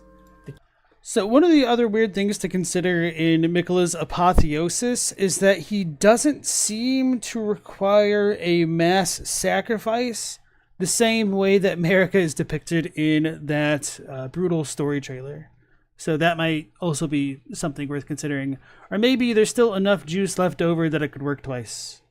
Or more, who knows? Key point seems to lie less with the person who is to become a god, and more with the person who is supposed to usher them in. From what we can gather, their soul requires a new vessel, which implies that their current body first needs to be offered as a sacrifice. We also know from Ansbach that the physical vessel's soul is discarded in the process. That much squares with what we know about Radahn, Mohg, and what seems to be the case with Marika and who or whatever it is lying dead. As for why sacrifice is needed, perhaps this involves the transfer of spiritual energy from one person into another, or maintains the equilibrium of energy in the universe. At some level, the short answer is that the plot requires it. This isn't the first... Got him. So, talking about grace and gold and whatnot, I think Miquella having to divest himself of gold is partially to show like a break of form from America? Anyway, a break from the form of America. Anyway, so there's a lot of oddities about grace which are still a little bit difficult to reconcile, in that grace kind of simultaneously represents that oneness which Eric is talking about through the connection to things like the greater will. Then it also represents fate to a degree, depending on how one looks at things like the Source Seal, the Scar Seal, Messmer's Seal of Grace, and a number of other things which I can't think of off the top of my head. And then there's also the connection to memories through gold and remembrances and runes and whatnot. And because Miquella divested himself of gold, I wonder if part of the reason the gods, the kami, need a Yorishiro would be because they kind of lose track of who they are once they ascend to divinity. And the whole point of a Lord's soul to guide them back down into the world might be so that way they don't fully transcend and completely leave the mortal coil behind, and that way they get come back to institute the order that they would envision upon the universe, I suppose. So, going back to chat, Little Church Lore was saying the divine invocation of the horn scent suggests Henosis would be more accurate, and I went ahead and pulled this up because I'm not entirely familiar with Henosis, but according to the Wikipedia, Henosis is the classical Greek word for mystical oneness, union, or unity. In Neoplatonism, Henosis is, or Neoplatonism, I don't know where you put the emphasis. Anyway, Henosis is unification with what is fundamental in reality, the one, the source, or the monad. And we've definitely heard a lot about the monad when talking about things like Giordano Bruno and the Gnosticism, that's what it was. And I see what you can mean by that.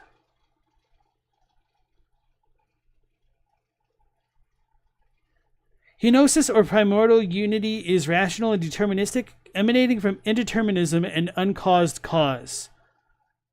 Each individual as a microcosm reflects the gradual ordering of the universe referred to as the macrocosm.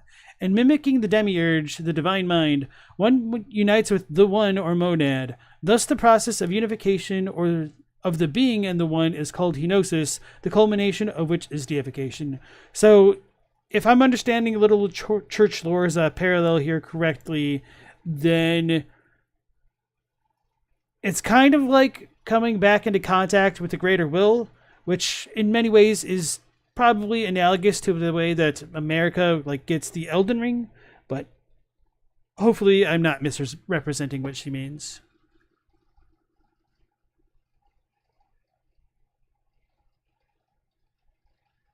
And then Dialask says, Miquella's whole divesting himself of all the stuff seems to be either an elaborate and mysterious ritual for unknown purposes or his attempt to actually embody unalloyed gold by being truly pure. Maybe. Leon says, maybe grace is just America-flavored spiritual energy. I think sort of, yes. And I think that's probably like one of the difference between gold and grace specifically. Whereas grace is probably under the control of America's order, whereas gold is maybe a more natural, free-flowing agent in the lands between, at least before her reign. Neoplatonism? Okay. I think some of that is a little bit regional, because I've definitely heard it as like Neoplatonism, but I think that might be like more of a European accent pronunciation.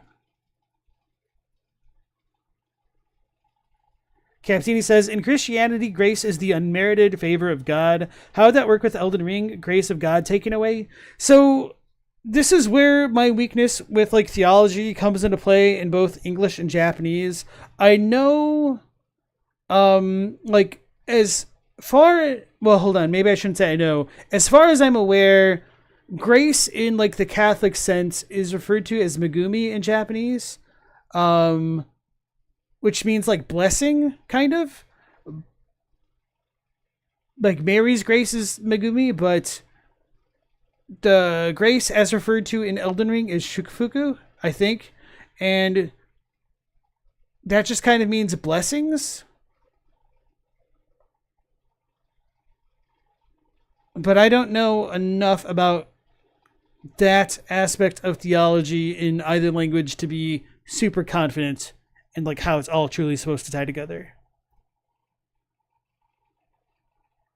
Rila said, isn't there a rune description that grace holds the power of life itself or something similar? It's technically the runes that do like the very base runes.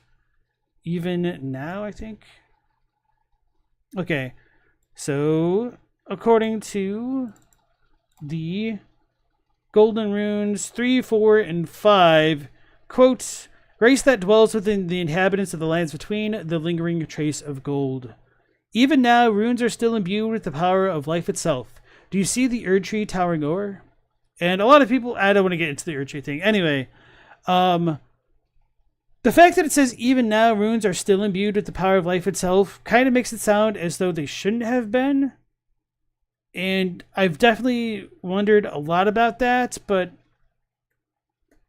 it's kind of hard to like really run with that without sounding super crazy. So I just kind of leave it alone for my own sanity.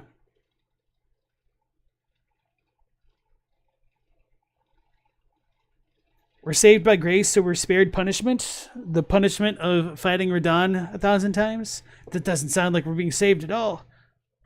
Maybe it's our lot in life to suffer. And so Little Churchlore is saying the gist is henosis is achieved when an individual performs theurgic rituals, religious practices that rooted in the material world. It's complicated. Okay.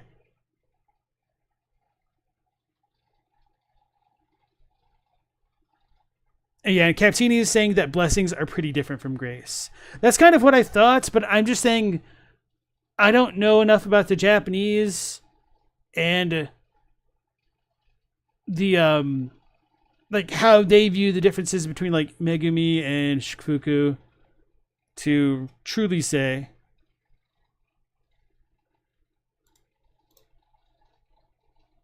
All right, but anyway, let's go ahead and dive back in. First time we've seen this type of ascension to lordship depicted by FromSoft. Those of you who played Dark Souls 3 will recall that we are shown almost exactly the same thing play out more openly in our marriage to Anri. Spouses and heirs have always been important in terms of dynastic security and legitimacy, mostly for aristocratic families. Mythologically, pantheons of God are often loaded with stories of how they relate to and interact with each other. The gods of many early societies often represent physical things like the sun and moon or the sea, so those stories usually tell us a lot about how societies understood the relationships between the things they observed in the world around them. Dark Souls and Elden Ring rework all that into a mystical marriage. Our wedding to Anri is a wholly ritual affair which results in our taking her dark sigils, opening the path to become the Lord of Hollows. Elden Ring isn't really concerned with souls, but still, something vitally important is happening here on a metaphysical level which transforms one's essence. It's appropriate that a marriage of sorts is the key to that transformation. You'll recall that Eneralim means bedchamber of God, like in the old ziggurat shrines. This temple is where lordship is ritually, if not sexually, consummated into godhood. And I was just wondering that if bedchamber in this context was meant in the sense of like the sleeping chambers, or one used for like sex, as he's saying here. So maybe it's ambiguous. The closest we come to seeing that in action are these brief glimpses from the trailer, footage that launched 1,000 lore videos. I've prevaricated a bit on this, having initially thought it looks a bit like fabric, but that doesn't make much sense. I've now settled on the idea that this is the eye socket of some primeval or abyssal serpent. It makes sense from all angles. The gold is being removed from the sunken dead eye, where we know for a fact that the grace of gold actually resides. The loose skin is pallid and bloody, but it doesn't look like humanoid skin, and no sort of garment would be stitched with a hole like that in the middle, so it doesn't make sense for it to be fabric either. It also makes sense as a presumed serpentine being, since references are made to Placidusax's fled lord, and snakes seem to have been playing catch-up since. But there is one more reason why I think this. So I don't really have entirely strong feelings about the figure shown in the story trailer. I tend to not believe it's a snake, though, if for no other reason that we're not shown any scales, which seems like a pretty big deal. And the fact that the eye folds are so floppy suggests to me that it's probably not like a real creature, and is probably, I don't want to say like it's a metaphor or anything, but I don't know. I really don't know what to make of it, I guess. MK says, ooh, a serpent theory. You like this video now. Okay. And Pixie was saying, I don't know, still moves like cloth to you. Could be a snake egg of a godskin in the swaddling cloth. Yeah, like the orb looking like thing is definitely interesting. It does look like an eye, and it is a little bit purplish, so I could see why it could be a gloam eye, but I don't know. Operator can't see anything but very yonically folded fabric in that trailer. True story. I think it's definitely evocative for a reason, and I wonder if it was made that way for like the purposes of like censorship and whatnot. Snake eye skin would be more ridged and not so floppy. Yeah. Wait, don't snakes actually like not really have eyelids? Like, hold on, let me try to rephrase this. Not like, they don't have like humanoid mammalian style eyelids. They just have like those slits. But maybe I'm wrong. You thought it represented metaphorical birth? Maybe. Yeah, Stella says it's plausible deniability to get past censors is what it is. That's kind of how I feel. And Little Church Lore thinks the swaddling cloth theory is the most likely.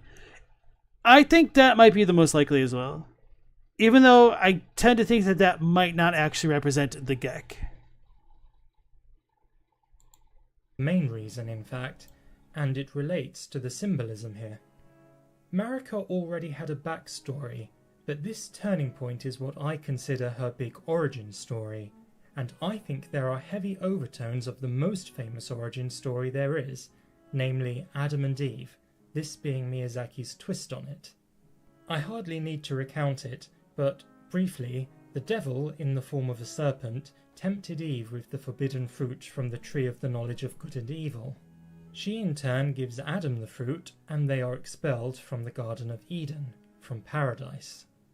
Knowledge is power, and power brings responsibility. Now that they know right from wrong, they bear full responsibility for their actions. They have lost their innocence. That was the original sin, and it passes down to all their metaphorical children, that is, all mankind. Given the Hornsent Grandam's dialogue, what we have here is an inverted form of the story, which involves Eve tempting the serpent. And just to touch on that concept of original sin and whatnot, and Korn and Captini and anybody who else wants to interject may do so as well.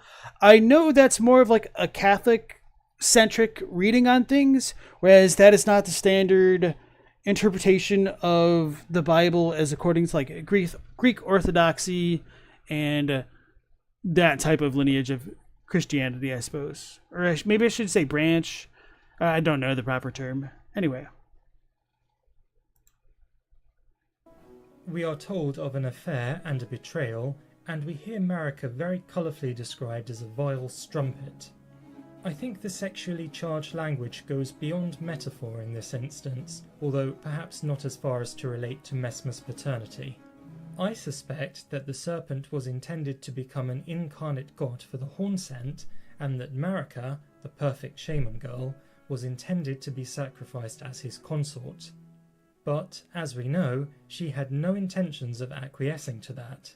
She used her charms to... So I like that idea, except for the fact that I don't feel like there's enough snake iconography in Beluriat or in Niralim for me to be on board with that, even including like the tapeworm rope-looking like things spiraling around the two figures. So maybe he means this in a parallel. Oh yeah, he did bring up the snake with Adam and Eve. So maybe that snake is a third party. So maybe it was Marika and Godfrey together that got rid of him. That could make sense. I don't know. To rise to prominence, manipulated the right as only a clever shaman could, and ascended to godhood in the serpent's stead, taking herself for a spouse in the person of Radagon. It's such a perfect reversal of Adam and Eve's story, even down to the creation of Radagon. In the book of Genesis, God created Eve from one of Adam's ribs. Here, Radagon is created out of Marika, the masculine out of the feminine. Even a tree is there to complete the symbolism. Marika's own name looks like a clever reference in the light of all that, being one of many versions of Mary.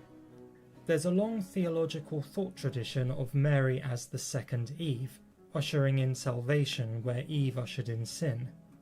The betrayal was the original sin in this world, and accordingly it reverberated down Marika's lineage. The spiritual... I don't know if I would agree that the betrayal was the original sin, because I tend to view the original sin within the context of Elden Ring specifically as burning the Erdtree, which is a discussion and a half that's worth having, but I want to see where the rest of this video goes before touching back on the idea of the betrayal and the seduction. The residue of the slain serpent clearly manifested in Messmer. After all, those snakes didn't come from nowhere. What Rani came to realise, whether or not she knew it started here, was that she had inherited the same conditions that had brought Marika to godhood. She could not achieve the same thing without making the same sacrifices, and so she set out to kill her brother. One body, another soul, and a consort. Mikola came to the same realization, but in an attempt to purge himself of the curse along the way, he divested himself of all that he was. Not only his flesh, but his mind and his heart. And I've wondered whether or not Ronnie and Mikola doing their thing, or maybe I shouldn't say it that way. So I've wondered whether or not the Night of the Black Knives was spurred on because of Marika telling her children to make something of themselves or become sacrifices, or whether or not Marika delivered those lines as a consequence of the Night of the Black Knives, possibly right before she would go on to shatter the Elden Ring after returning to Leyndell for delivering those lines, because she says it outside of Leyndell. His vision was ultimately as hollow as he himself had become by the end. All of this raises two further questions in my mind. The first is the symbolism of snakes in the base game. Snakes are actively denigrated as enemies of the Erdtree, but we see little evidence that they actually are. We see little evidence of them at all, for that matter. Rykard turned on the Golden Order and made him... And the whole snake thing was one thing that I mentioned, that there was a slight difference in the Japanese, because the English said that they, what was it, betrayed or rebelled? I'm going to look up the Gladiator set real quick. Or is it Duelist?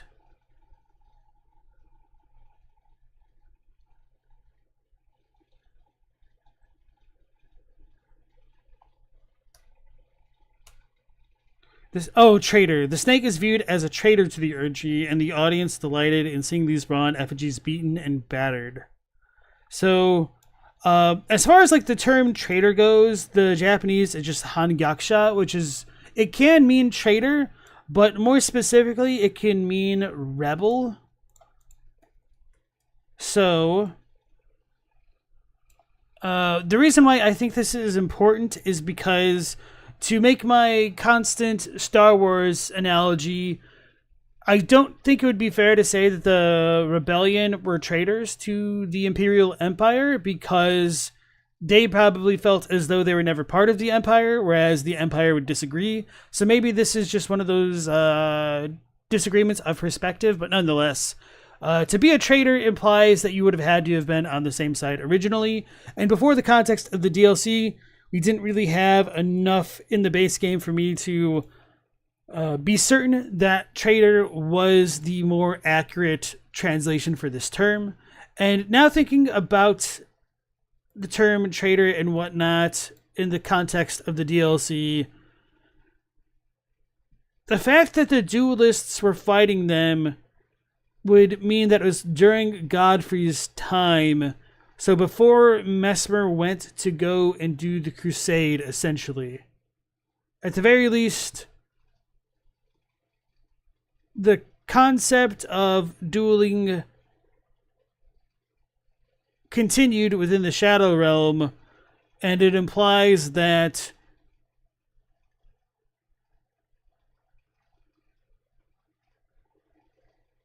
the realms were kind of separated around the time of Radagon's ascension, because we're told in the base game story of the Lands Between that the practice of dueling for the Colosseum fell out of use by the time of King Consort Radagon. So then, what snake rebelled against the Erdtree, if not Mesmer?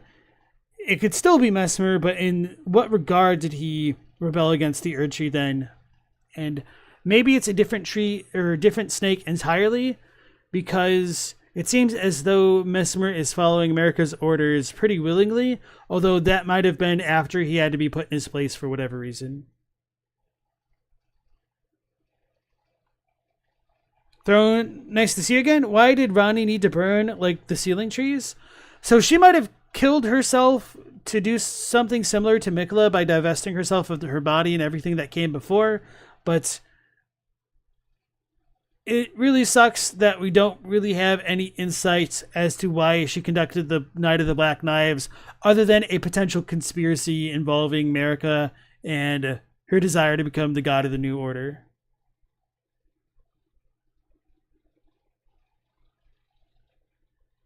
Okay. Himself one with the Abyssal Serpent with the aim of devouring the gods. But those blasphemous intentions were wholly his own, and the Abyssal Serpent doesn't seem to have been doing much at that point before he involved himself. Blasphemy... I guess you could say it was the Abyssal Serpent that rebelled against the Erdtree. Marika and Godfrey could have killed it and then been put into Mesmer, which is kind of what he's saying here, but in a little bit of a different timing, I think. Is, of course, a theologically loaded word, but it makes sense that out of all of the unspeakably awful things going on in the story, becoming one with the Abyssal Serpent should be uniquely sinful, at least from a Golden Order perspective. I wonder if, at the end of it all, snakes are simply an embarrassing reminder of Marika's sordid past. The other thing that occurred to me is that we may have misjudged Marika's motivation in shattering the Elden Ring. Up till now, I think we've taken it for granted that she did it out of grief for Godwyn.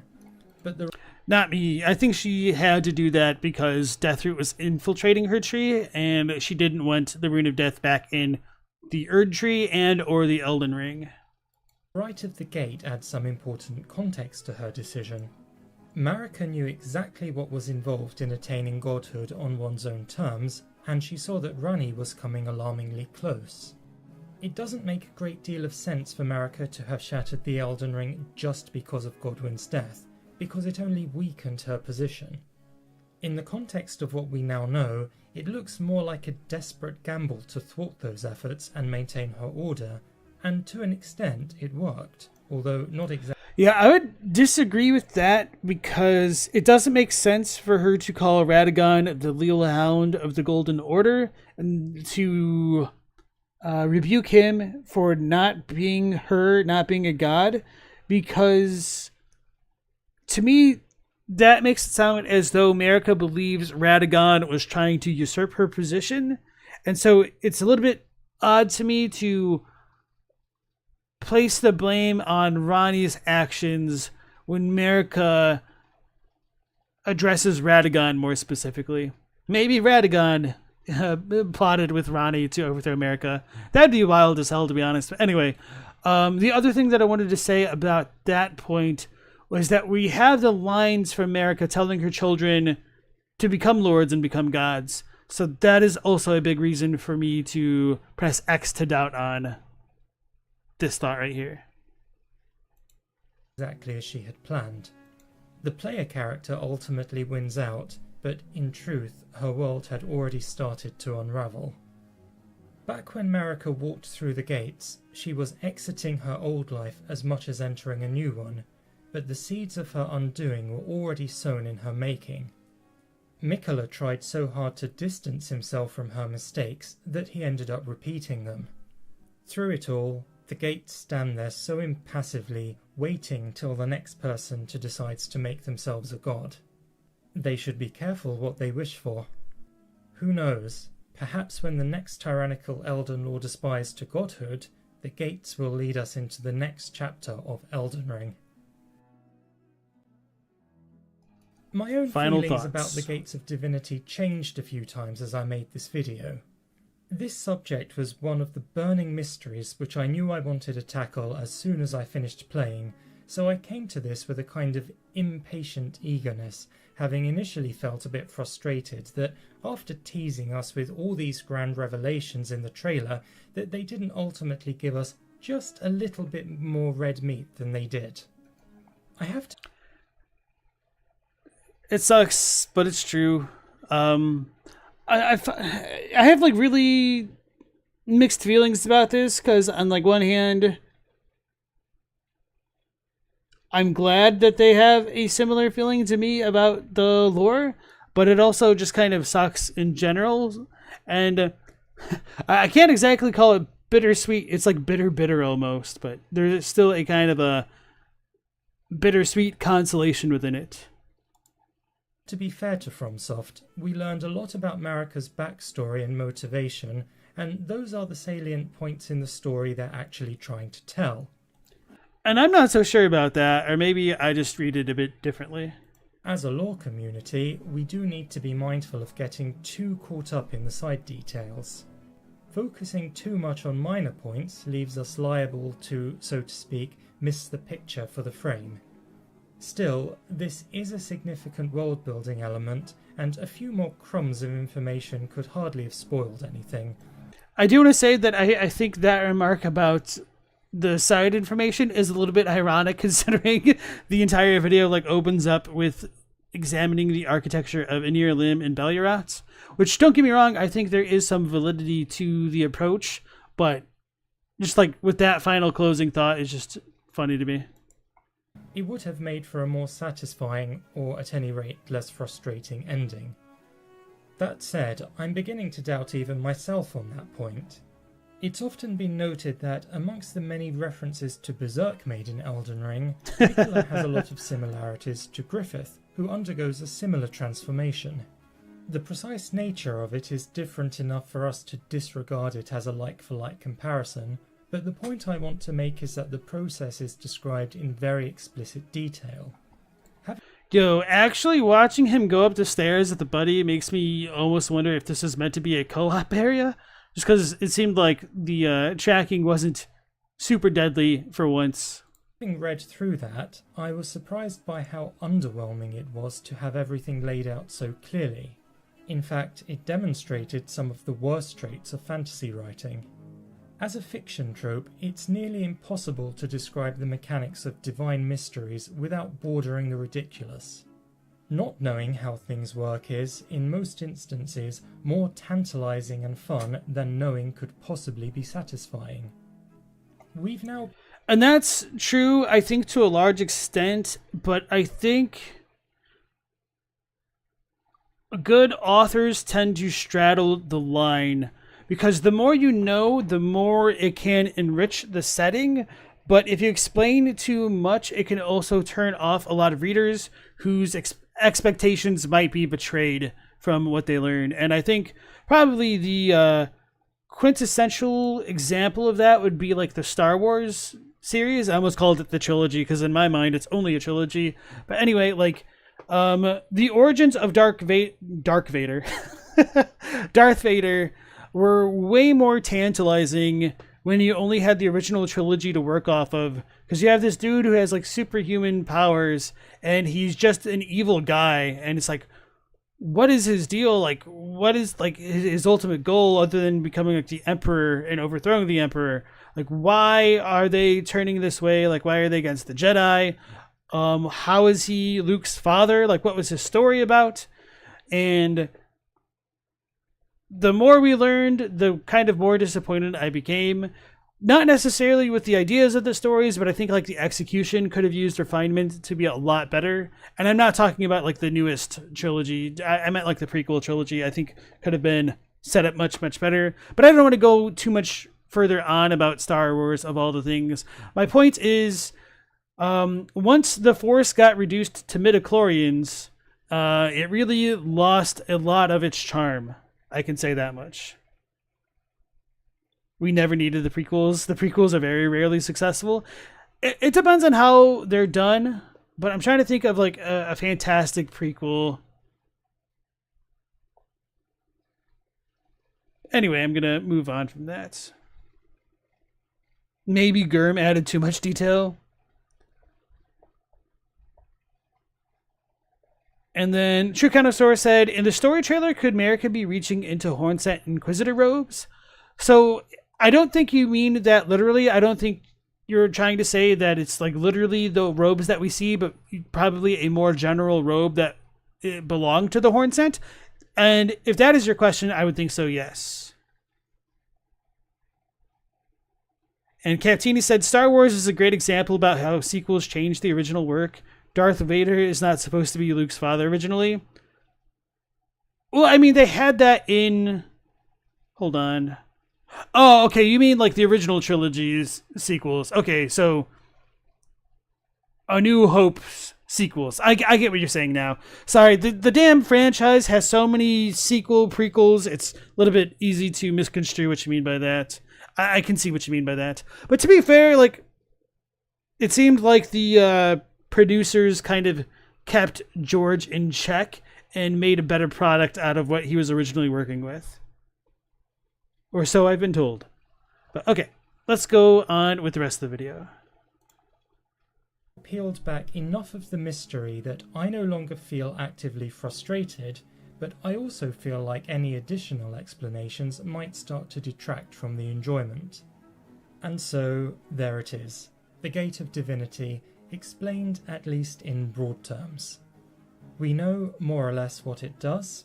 We don't know exactly how, but perhaps we're better off not knowing too much. The gates stand there so proudly, opening out to the heavens. But to us, they must remain closed. Alright, so let's go back. Right, that was a really good video. I enjoyed it quite a bit. It was really grounded with its approach to both the archaeology and lore, and I definitely appreciated that. So, Night Scout, nice to see you again. You still think America's reaching into a bag in the DLC story trailer? You can even see the evenly spaced openings where a cord would be threaded through to adjust the size of the opening.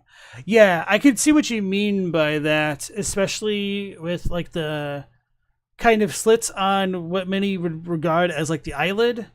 The fact that it also lacks eyelashes might be a little bit telling as well.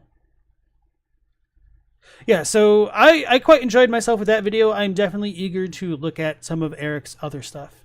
And, oh yeah, I shared it in chat. Guys, he only has 1.3k subscribers. This video came out 2 weeks ago. Oh, he's got a decent amount of views with 43 outpacing that. So definitely go ahead and give him a like and a sub if you enjoyed it yourselves. All right. So with that one out of the way, we will turn into potentially the last video of the night with the entirety of Elden Ring's lore explained, part 1, by the Firelink Conspiracy. Now, I tend to be really skeptical of these kind of claims, so this is already kind of putting me on a negative footing here, but I will try to remain open-minded and learn the answer to every mystery.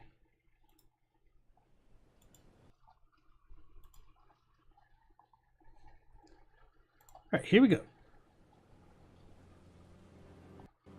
The lands between, named as such for its placement at the center of the world, Oops. served as a nucleus for communion with the cosmos. The Numen were the first humans to come to the lands between. They established themselves within the underworld as to avoid the apex species of the external layer, the dragons. About that, I disagree. No, but in all seriousness, I feel like if you're going to make this claim, you would also need to potentially touch on the ancient dynasty folk, which I think that's what he's trying to do by showing the ancestral follower shaman in like the ancient dynasty ruin type area, but that isn't truly supported by the text. And this quote down here said the Numen were akin to hunter-gatherer cavemen, but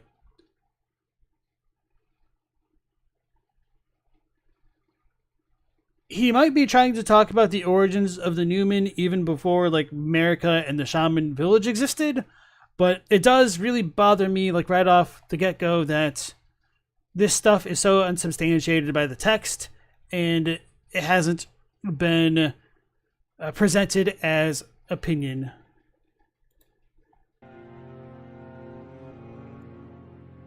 There, they'd commune with the spirits of animals. Their customs aimed to emancipate life itself. They disdained metals for their conductive properties, and recycled the souls of animals over and over again to give rise to emancipated beings with brood, ancestral spirits. Oh yeah, and Night Scout was talking about the preset for the Numen. Now, I don't remember, don't all of the presets have like a kind of like naked option when you're looking at your character in the character creation? Or is it just the Numen specifically which appear with the loincloth? I don't know how fair it is to like make that comparison, but good points. And then Emerald Jack 4200, nice to see you again. The facial shape and the hairstyle, okay. Every option.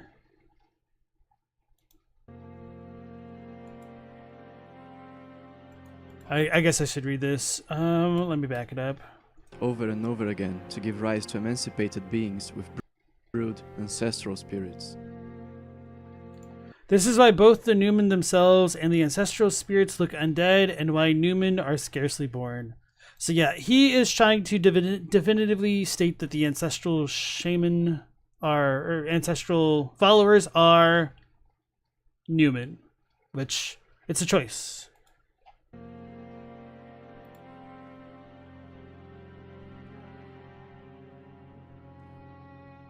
They produced special charms with budding horns that would ward off status effects. Take special note of this fact as it will become more relevant. Alright guys, I'm unironically a little bit close to just being like, I don't want to watch this. During ancient times, a tribe of Numen settled near the volcano of Mount Gomir. They would commune with an outer god, whose vassal was Igle, a white serpent. Hold on. Yeah, so he's trying to... this is pissing me off. Not even YouTube this time. They would commune with an outer god, whose vassal was Igle, a white serpent deity, and master the flames, which they used to forge weaponry from bronze and meteors to contend against the dragons. Wait, what? Doesn't he just contradict himself? Okay, so it sucks that I'm like pausing and going back so much. So maybe I'm misunderstanding his point. But didn't he just say that the Newman eschewed metal and now he's saying that they used the flame for metal? Or is he just trying to like talk two different epochs? Which could be fair, but this might be conflating things. With budding horns that would ward off status effects. During ancient times, a tribe of Newmen settled near the volcano. Damn it. Made life itself. They disdained metals for their conductive properties and recycled the souls of animals over and over again to give rise to emancipated beings with brood ancestral spirits.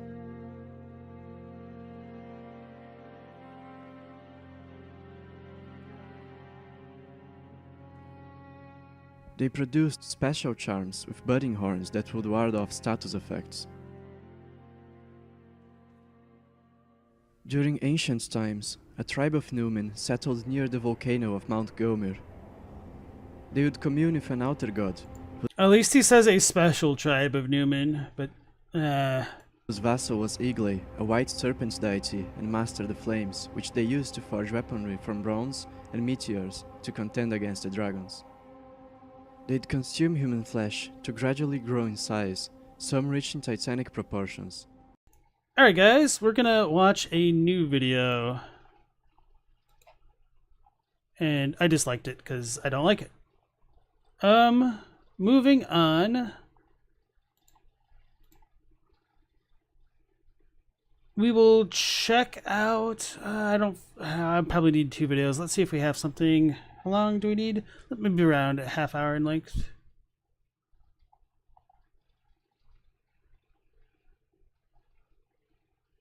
I have a feeling it's not going to get better. And I just don't want to constantly pause the video. It's just like nitpick when it's going to be the entire thing, I feel. Actually, maybe we'll do the Giants of Dark Souls with Honored Man. Even though this is a little bit longer, I don't think I comment as frequently over his videos, although we'll see. Etymology? Maybe. Nah. That one was a little bit heavy. I want to have something a bit lighter with our Honored Madman friend, I suppose. Yeah, we'll probably get to the etymology ones in like the next couple days, though. But appreciate the heads up. And then Matthew Sargent, welcome back in.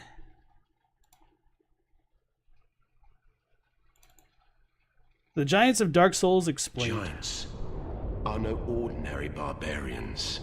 A singular rage Oopsies. burns within their hearts. So the concept of giants has long been a staple of folklore and the fantasy genre in general. I mean, we've seen them in everything from Attack on Titan to Game of Thrones to Harry Potter, and video games like the God of War series or Skyrim or even The Witcher. Giants are almost always in some way featured. So it's not that surprising that some race of giants has appeared in every single entry in the Dark Souls trilogy. They play quite the different role in each of the games. And over the course of the series, we've seen about 3 to 4 differing races of giants who may be related to one another and also may not. I mean, some of them are shaped like the Titans of Attack on Titan, while others look like bodybuilding rock people and don't have a face. And that's just 2 of them. I mean, there's also the Judicator giants who have a tiny head but like the lankiest, tallest bodies of all the giants. But without further ado, let's get right into it. Part 1, the Anor Londo Giants. So in Dark Souls 1, the giants are seen as the allies of the gods and the Lord of Light. They were sort of an antisocial bunch, at least when it came to interacting with fudge. non-giants. Alright, so this isn't the best depiction of it. Let's go back. Come on, YouTube, I hate you. They were sort of Alright, guys. we found some of the potentially Rao ruins, I think, iconography going on here.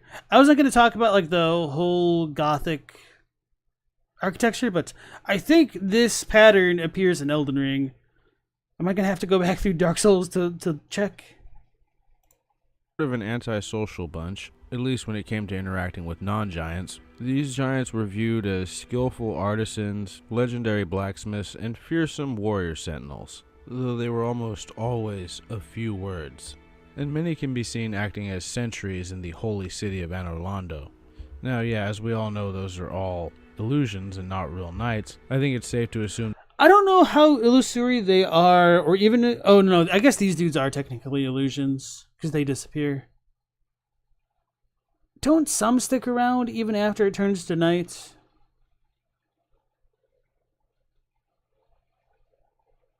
I thought there was one, but I might be misremembering, so he might be right here. Anyway, it's been too long since I played. So Night Scout was saying giants always get it rough in FromSoft games. Their nation got wiped out in Demon Souls. They were slaves from the start of history to its possible end in the Dark Souls trilogy, and the fire giants got exterminated. The giants in Bloodborne were fine, though. Even if you go by the theory that proximity to the forge turns people into fire giants, that first culture or race of the fire giants got wiped out nonetheless. True. That the illusions had some basis in reality. They had to be, based off of something that existed. So at some point, there probably was still some giants serving as sentinels in Anor Londo. But by the events of Dark Souls 1, with the curse ravaging the land, there's actually very few of what I like to call the Anor Londo giants left by this point. In fact, the first... Now, I don't remember if there's anything which specifically calls these dudes illusory in the game. There might be, which is why I'm, prefacing this. But if light equals time in Dark Souls, and the illusion cast by Gwendolyn on Anor Londo is one of light, then could he essentially be using time manipulation to have these sentries guard the inner chamber and whatnot?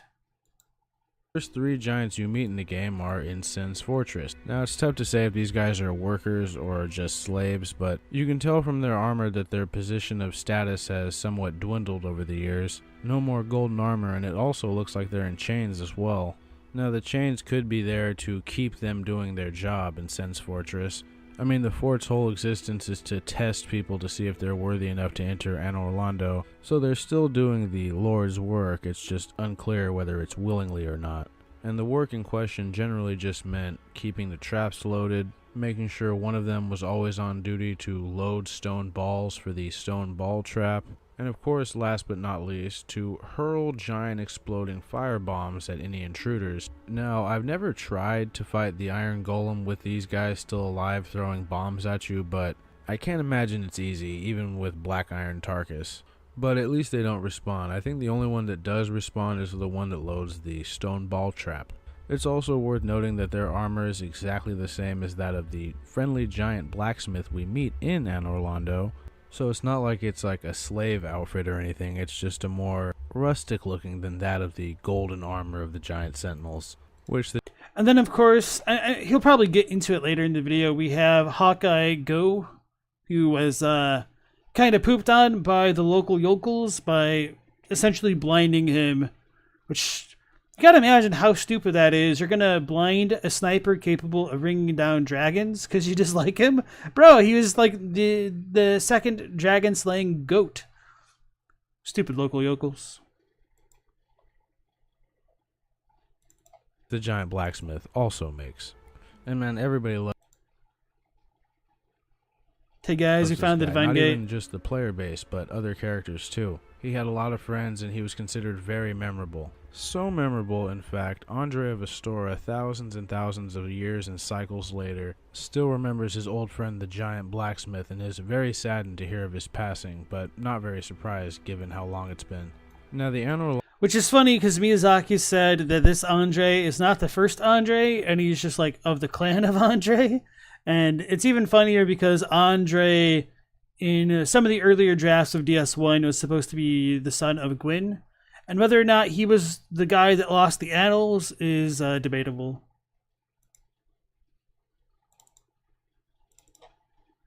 Shaman Lee. Are we having some auto issues again? Londo giants are beings of few words. Whether this is due to it being difficult for them or they just aren't a talkative race is sort of unclear, but most giants speak only a few words, if any at all. But that doesn't mean they aren't capable of communicating. I mean, we can speak with the giant blacksmith just fine. Now, some have even said that their lack of speech or the way they talk is evidence that they're simpletons, but I don't think that's the case. I think it's more likely that giants don't really need to speak to communicate with one another. They are sort of connected in some deeper way. So when they... I like that idea, especially when you tie it into Dark Souls 2 with like the giant's kinship. Although, man, it's been so long since I looked at DS2. I thought there was some issue with that translation. But anyway, I still like the idea. End up having to speak with the human. They're sort of inexperienced with the art of discourse, if you will.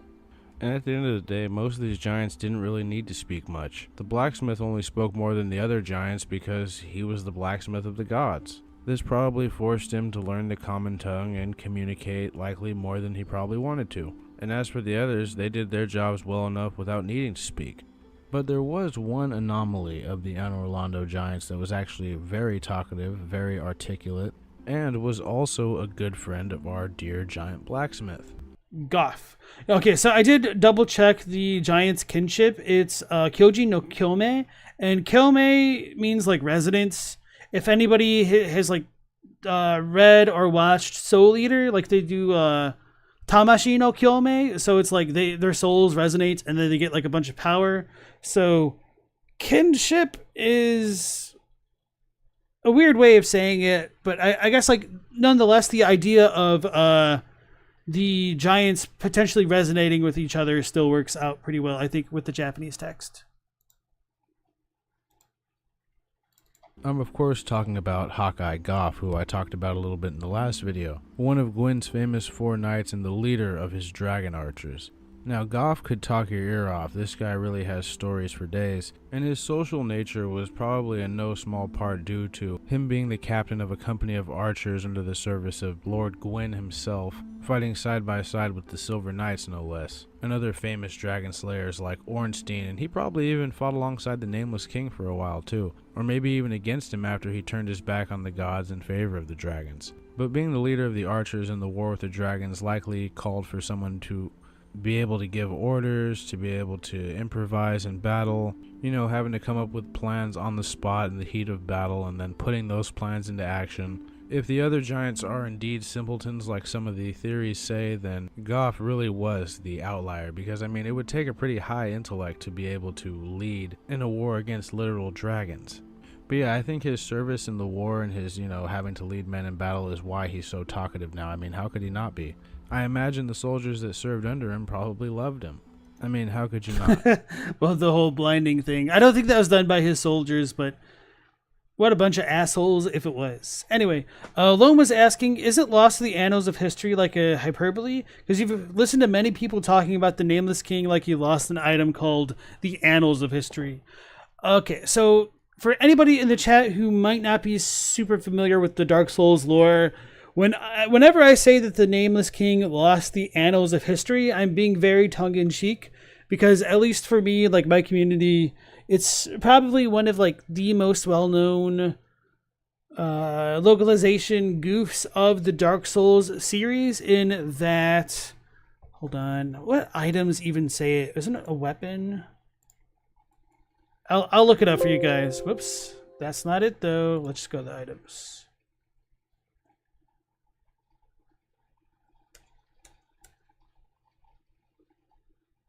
So that is that.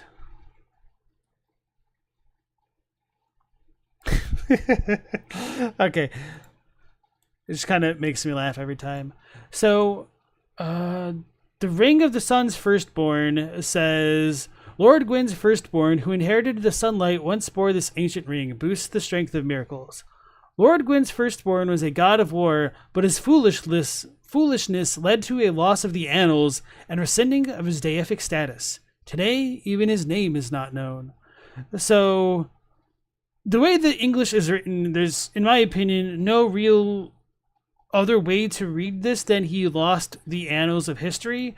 And because of the interlinking comma and, it implies because he lost those annals, they rescinded his deific status. So he lost the book, and then they're like, you're not a god anymore, and they kicked him out. But to be fair, the Sunlight Medal does have a bit of a better translation about that, and says, this faintly worn medal engraved with the symbol of the sun is the ultimate honor awarded to those who summon the warrior of sunlight and complete a goal. The symbol represents Lord Gwyn's firstborn, who lost his deity status and was expunged from the annals. But the old god of war still watches closely over his warriors. So, I should have put this in the other tab. Okay. Okay, so it's like slightly different, but mostly the same as far as the Japanese is concerned. So anyway, because of the way that the lore of Dark Souls is laid out, and because this is also a Covenant item, it wouldn't be a surprise for many people to have not really seen or read the Sunlight Medal, or if they read this one first, it would still leave that kind of impression on them that our guy did indeed lose the annals of history and was punished for that specifically. But the Japanese is really clear that he was just expunged from the annals, and he didn't literally lose them.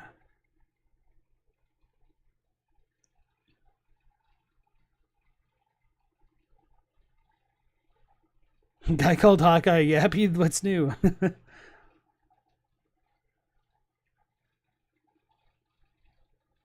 Okay. So, Andre did not say he fled Earth, though. Alright, here we go. What a guy. But long story short, he was sent alongside another one of Gwyn's knights, Artorias, to help stop the spread of the Abyss in the golden land of Ulasil.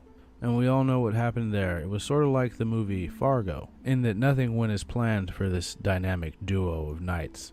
Man, I've kind of wanted to rewatch Fargo for a long time, because I saw that movie when I was a kid, and I can just say that it left an impression on me. And if you guys know, you know, and I don't want to talk about it too much, because let's just say it's an iconic movie for a reason. Personally, I like to imagine that Goff only tagged along so he could take a shot at Calamite, who was a dragon so infamous, so feared that even the gods of Anor Londo didn't want to tangle with it. It makes sense a skilled and experienced dragon knight like Goff would want to try his luck at bringing down this infamous dragon, to the point where he wanted to tag along with his buddy Artorias because he figured he would have the whole abyss walking thing in the bag. Goff probably figured, oh, I can go hunt this dragon while Artorias is dealing with the abyss. That's my headcanon at least, but it doesn't really matter because nothing went to plan. So Artorias attempted to stride the abyss once again, but instead got separated from his dog and had to sacrifice his shield to keep said dog safe, and then proceeded to get crippled and corrupted by Manus, the father of the very abyss itself. And Goff, for his trouble of simply existing, was imprisoned in a tower by the angry townsfolk of Ulasil, who may or may not had already began being corrupted by the abyss. And these guys were real pricks about it too. I mean, imprisoning him wasn't enough. They also stuck this resin in the eye sockets of his helmet that would eventually blind him over time. Now, whether the resin ruined his actual eyes or is just blocking them with his helmet is sort of unclear. I kind of think that it did result in actual blindness, because why wouldn't he just take it off? I mean, maybe the resin is stuck to his helmet and his helmet is therefore stuck to his head, so he can't. Yeah, so I always thought it was more or less due to it being blocking the sight on his helmets, and he probably just didn't care enough, or maybe the helmet was not something that he was able to remove by himself. So, Spoonbender, welcome back to the stream, and Iman, nice to see you again. Can't take it up. I don't know. It's unclear, but it sounds fucked. And you know what? EG doesn't let it get to him. I mean, his blindness doesn't even appear to have negatively affected his marksmanship abilities in the slightest. By the time we time travel back into Ulasil to meet him, he's sort of in the reflective stage of his life. All he has are his old thoughts and stories, so he spends his days whittling those little carvings that speak, that us, the players, like to throw down at people after we've killed them in PvP or helped them out in co-op. He refers to himself as a dog without hairs to hunt. That is, until we bring up Calamite to him, and then he perks up and is more than happy to assist us in bringing down this dreaded black dragon. So that's the giants in Dark Souls 1 for the most part. Now fast forward to Dark Souls 2.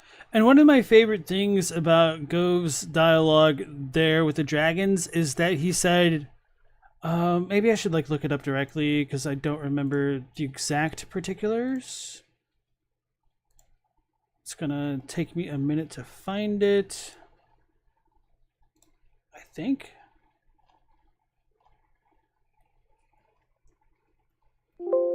I can't type.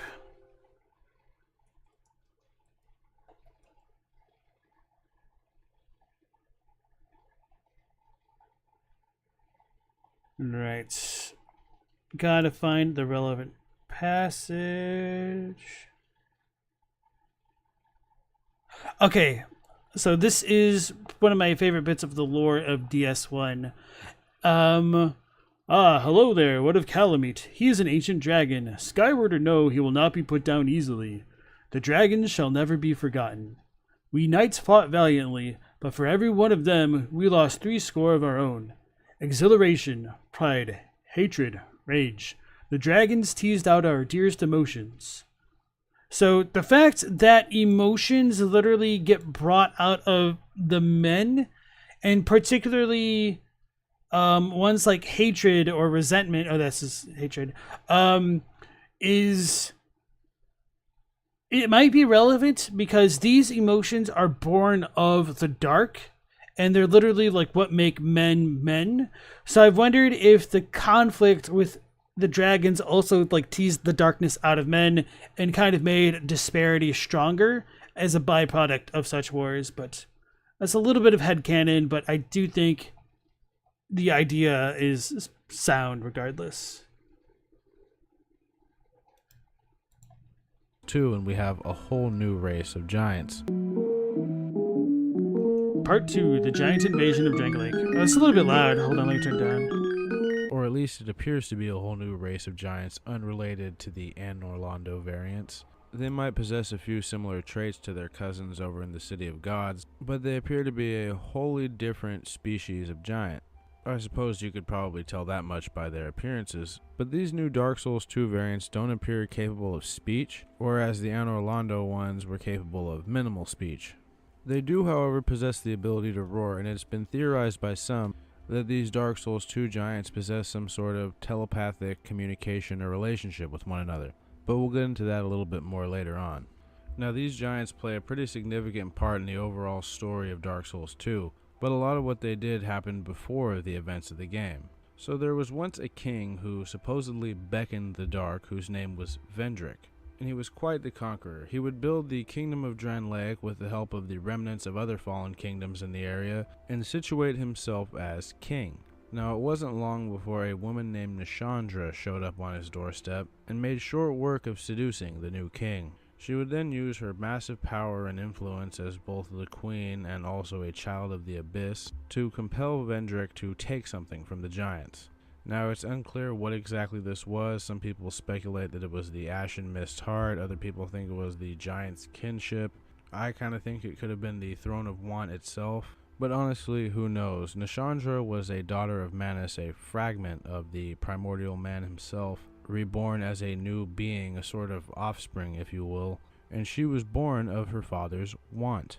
So perhaps since Vendrick had already conquered all of the kingdoms and areas surrounding Dranlaik, she just wanted to take what the giants had as well. It's really unclear, but Vendrick would cross the seas and invade the giants' homeland in the north, where he supposedly laid waste on their people in search of a special treasure of some kind. And of course, Vendrick would be victorious, taking the treasure back, and also several new giant prisoners of war for his brother to experiment on. Now, it's worth noting that these giants were quite different from the Anor Londo variants, who they appear to have almost zero association with outside of both being labeled as giants. So it's been a long time since I've looked at DS2 stuff super closely, but I think part of it is Vendrick went there and he got the giant souls, which may or may not include the the kinship. I mean, I think it is definitely the kinship, but I don't remember if there's other things along with that. And it might also tie into the Throne of Once. It makes a lot of sense because if Lorgen was in the north where Vendrick invaded with the giants, then it would stand to reason that he may have gained the throne there as well. But part of the reason why Nashandra would have wanted that, which I think Madman is correct here, is because of her want, her craving, her desire. I think her goal was to have Vendrick gain enough souls, kind of like the way the Chosen Undead gathers all the swords of the four lords and puts them into the Lord Vessel to be able to link the First Flame again. I think she wanted to kind of more or less be a parasite on Vendrick for when he linked the flame, so that way she could consume it for herself, which is why he was scared and chose not to link the flame, because despite everything, he still loved Nashandra, but he couldn't, like, he finally saw the shadow within her and got scared. So he couldn't bring himself to link, but he also couldn't bring himself to kill her, which is why he made no choice, which ties into why Aldia is searching for a path beyond the scope of lights and beyond the dark and whatnot, and is searching for like that middle way, which doesn't actually really present itself in DS2. The most striking feature about the Dark Souls 2 variant of Giant is their lack of a face, and in its place, a dark black void. Now, most of them also are quite stockier than the Anor Londo Giants, and also possess much more primitive equipment, wielding these large clubs and having what appears to be makeshift armor while their spellcasters wear straight up rags. I suppose the giant's stone-like skin provides a natural armor, so the warriors don't really need any added armors of any kind. These giants... Oh yeah, and one of my favorite things about the details of the DS2 giants is that they're super angry when you're in these kind of memories, and a lot of their left arms are engorged, and they are said to have been like filled with rage. And when you look at the kinship, I keep just thinking of Kilme. When you look at the kinship, it does potentially show that there is a darkness within the giants themselves, and I think that darkness correlates to the kind of pseudo transformations going on within them because of their rage. And that also ties into how Manus's left arm is much larger in general, and might tie into the concept of the left-hand path, which is, I don't know if it's Buddhist, but it's definitely Eastern, where the right-hand path is like the path of righteousness and whatnot, and is like moral and just, whereas the left-hand path would be one of not righteousness and like maybe deceit, but like of black magics and things like that. And another aspect of that is, depending on one's personal belief, both can end up on the road to divinity, where you might come to know divinity by like being pious and just. Another person can come to terms with the divine by debasing themselves, and kind of like getting at the core of their existence and understanding the universe, which is kind of like a pretty big deal. Whereas like the fool and the wise man are often conflated in a lot of stories, where many times the fool gets the better of the wise man because of like a practical experience and perception of the world and universe that the wise man may lack because they are so cerebral. And I think that concept also ties into Bloodborne.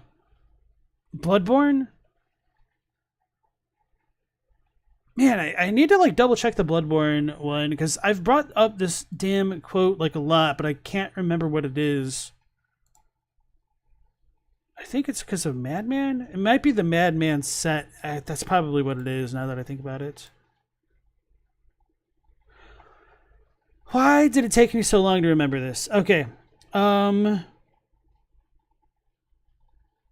Okay, so right. The English version isn't the super best version of this, but I'll go ahead and type my retranslation of the Japanese in text here. With, at times, truth resembles madness and is unrelated to the comprehension of fools. However, madmen are ones who were weren't even able to attain anything. So what that is supposed to say, and of course this is more of a literal translation, is that the truth is the truth, regardless of whether or not a fool touches upon it or if a wise man does. And at least in Bloodborne, madmen didn't even touch upon that ultimate truth. So that's kind of like their folly. And then Big Brass, welcome on into the stream.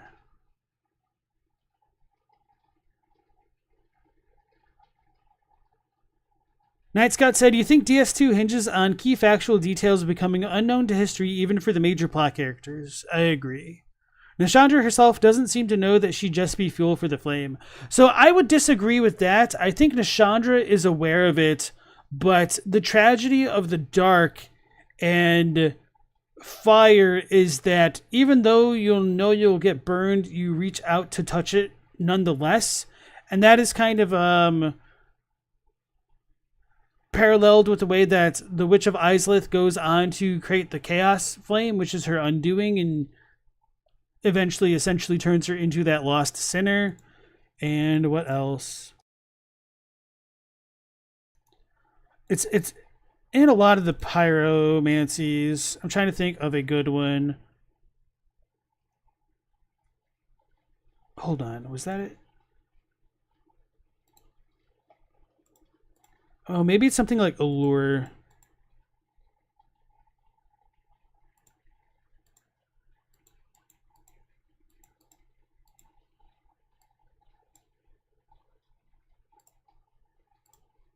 I think I'm close to it.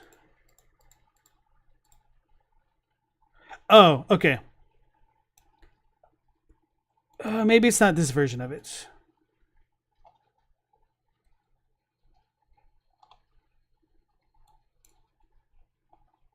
So it's called Undead Rapport in DS1. But I think it's just like Allure in the other ones.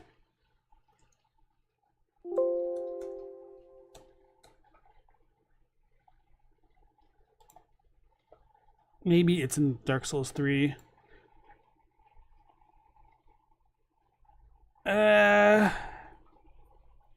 It's close, but not fully what I was looking for.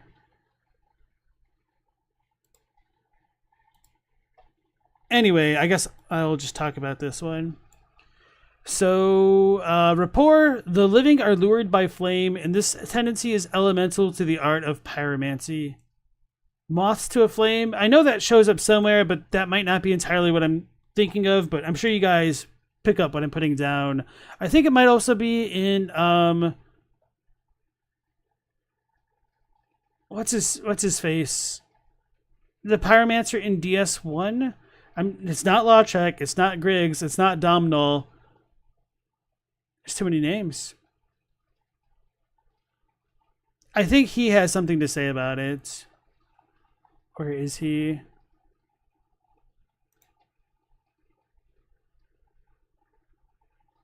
Laurentius. That's right, Laurentius. I confuse him because like Lawcheck is such a similar name. Oh yeah, it's definitely his dialogue. Okay, hold on.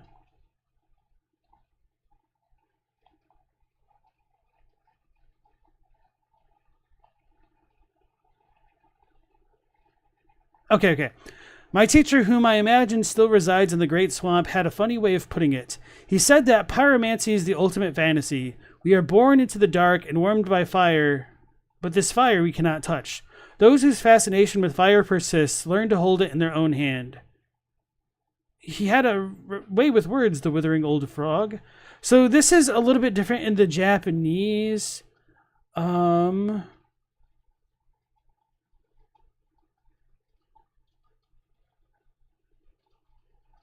But I don't really want to get into this right now because I think I've made my point clear enough. Like, I think even Nishandra couldn't control her own desires to not covet the flame. And thank you, Nectarine, for Laurentius.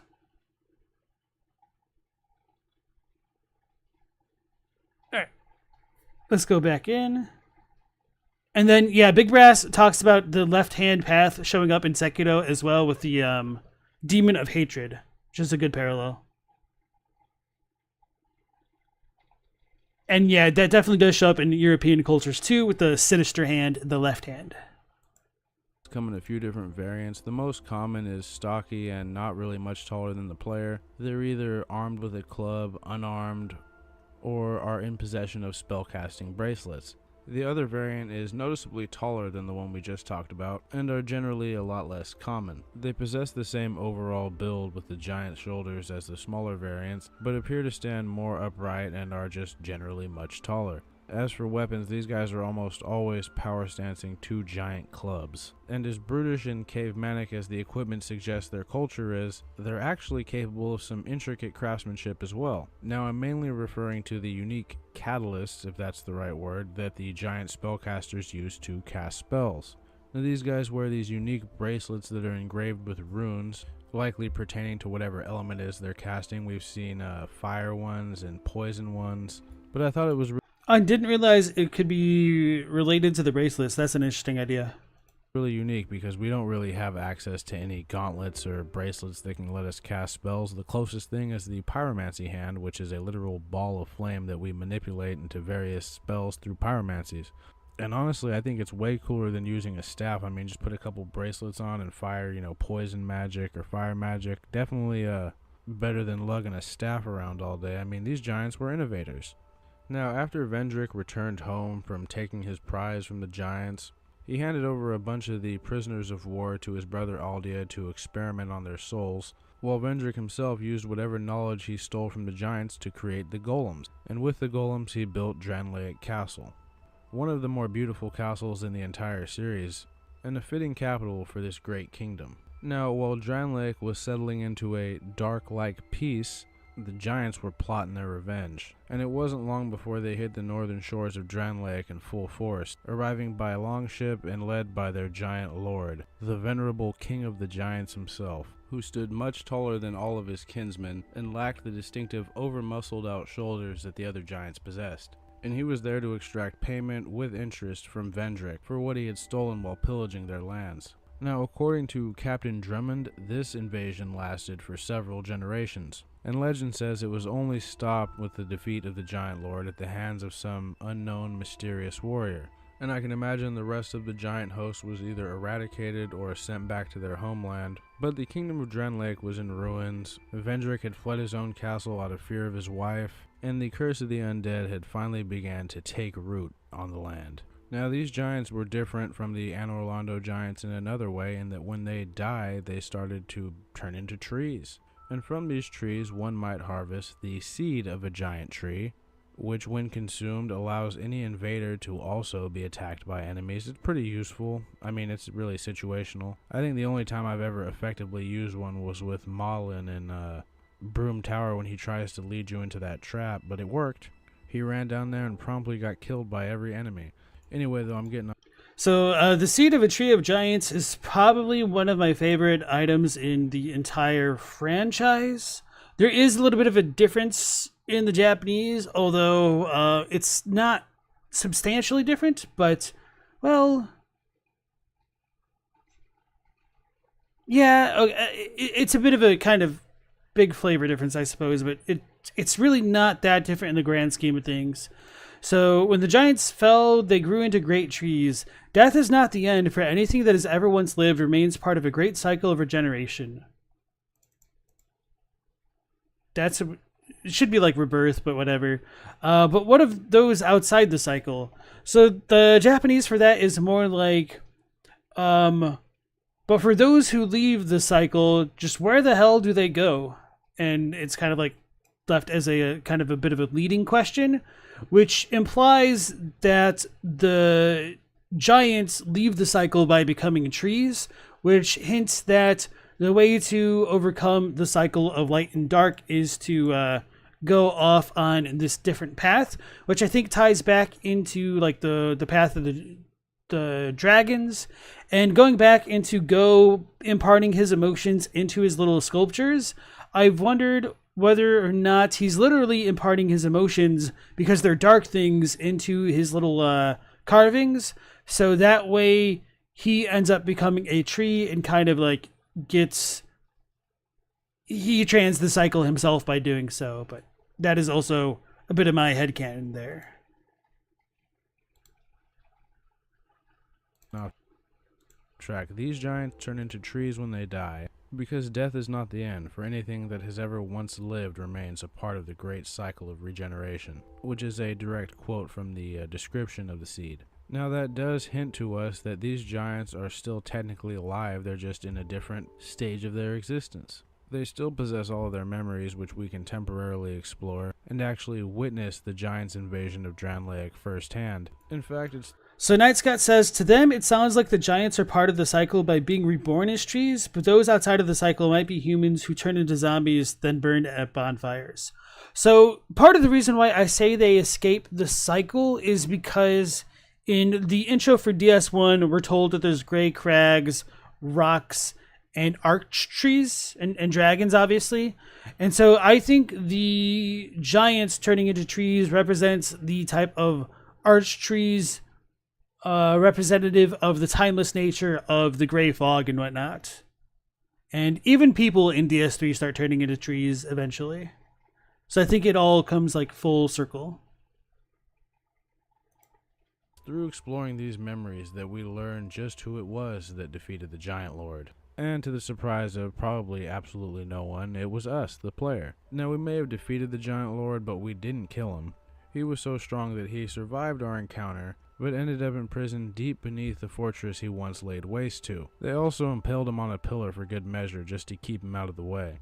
And as the ages passed on, he began to slowly wither away, but not truly die and not truly turn into a tree. He just kind of sat down there getting the shit beat out of him by time itself. And it's kind of funny because I imagine he's the first giant that most players of Dark Souls 2 will encounter. And when you wake him up and see him run at you, you figure, oh, it's just because he's crazy. But I like to think that he still remembers us and becomes infuriated when he sees the person who defeated him and sent him on the course of events that led to his imprisonment. He just loses it and attacks with nothing left to lose. Now, what happened to the giant test subjects that were given to Aldia? Well, in short, mad science.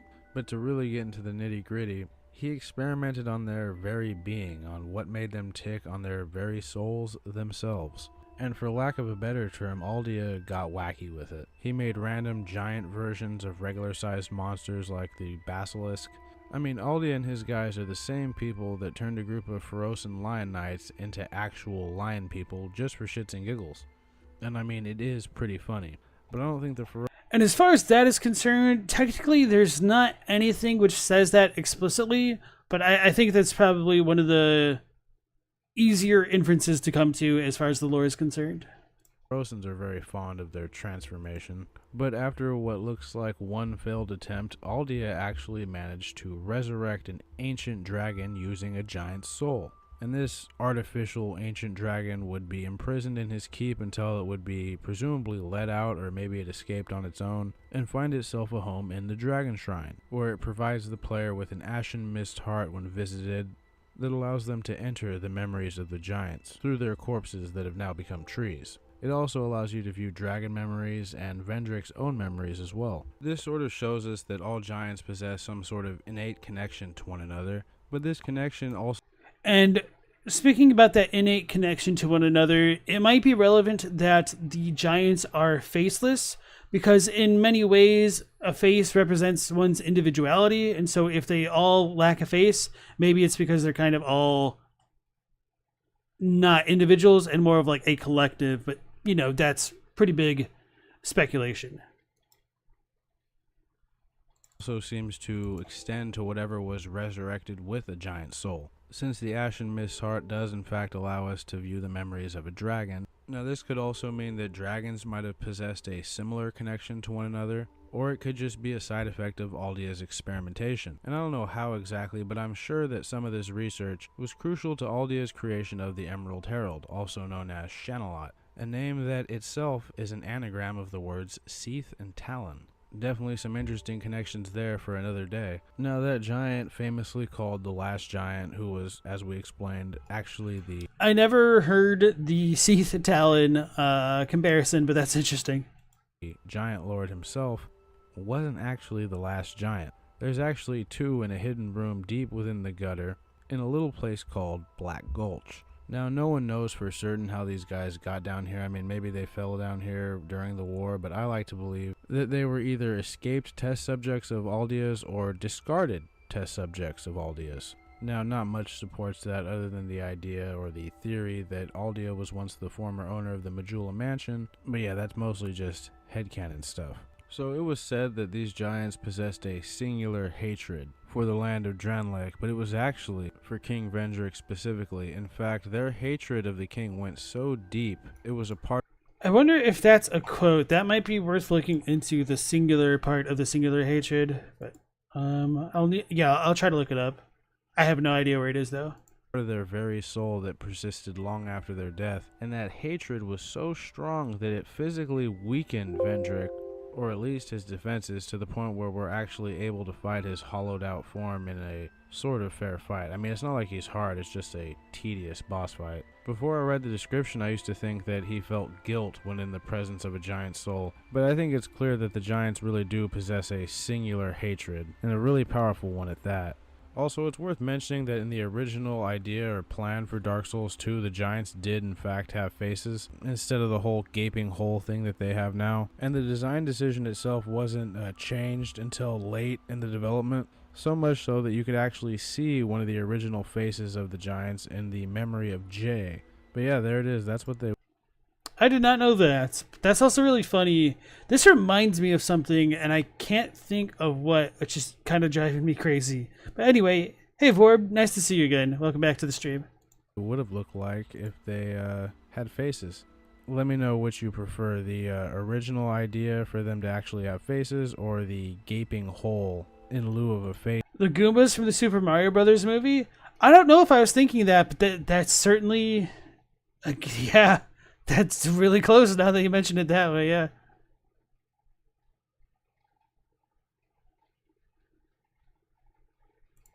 Face type of design. Which one do you prefer?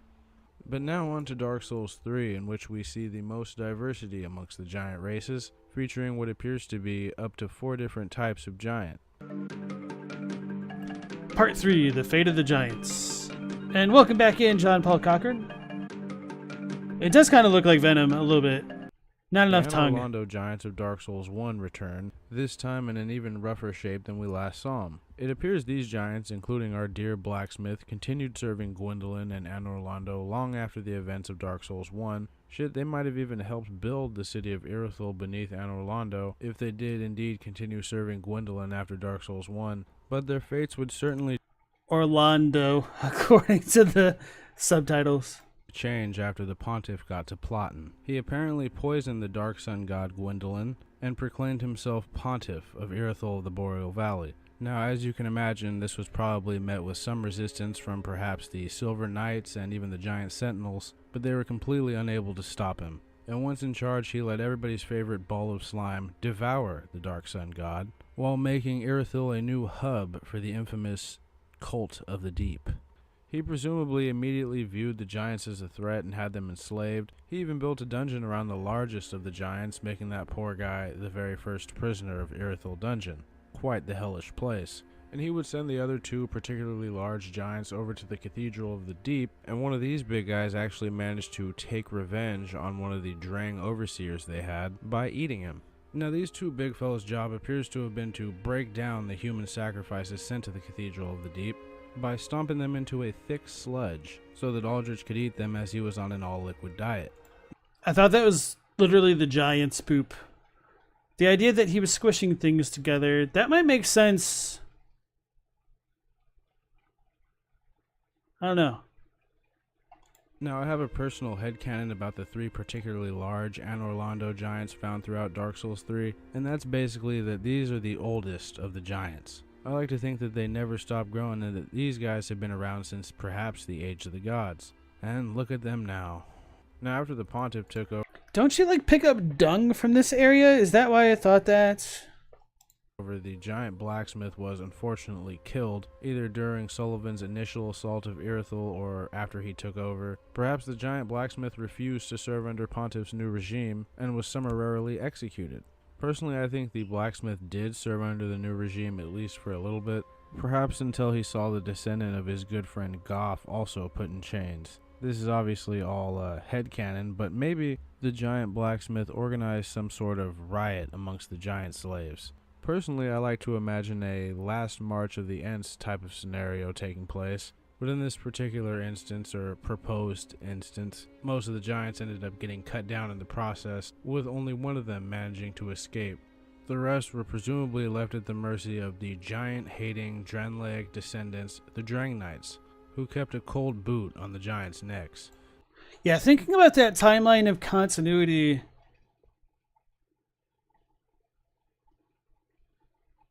it has to really suck to have been like these giants. In some ways, it kind of reminds me of like Marvin from Hitchhiker's Guide to the Galaxy, who has been around so long. He's seen like the birth and the collapse of the universe like multiple times over.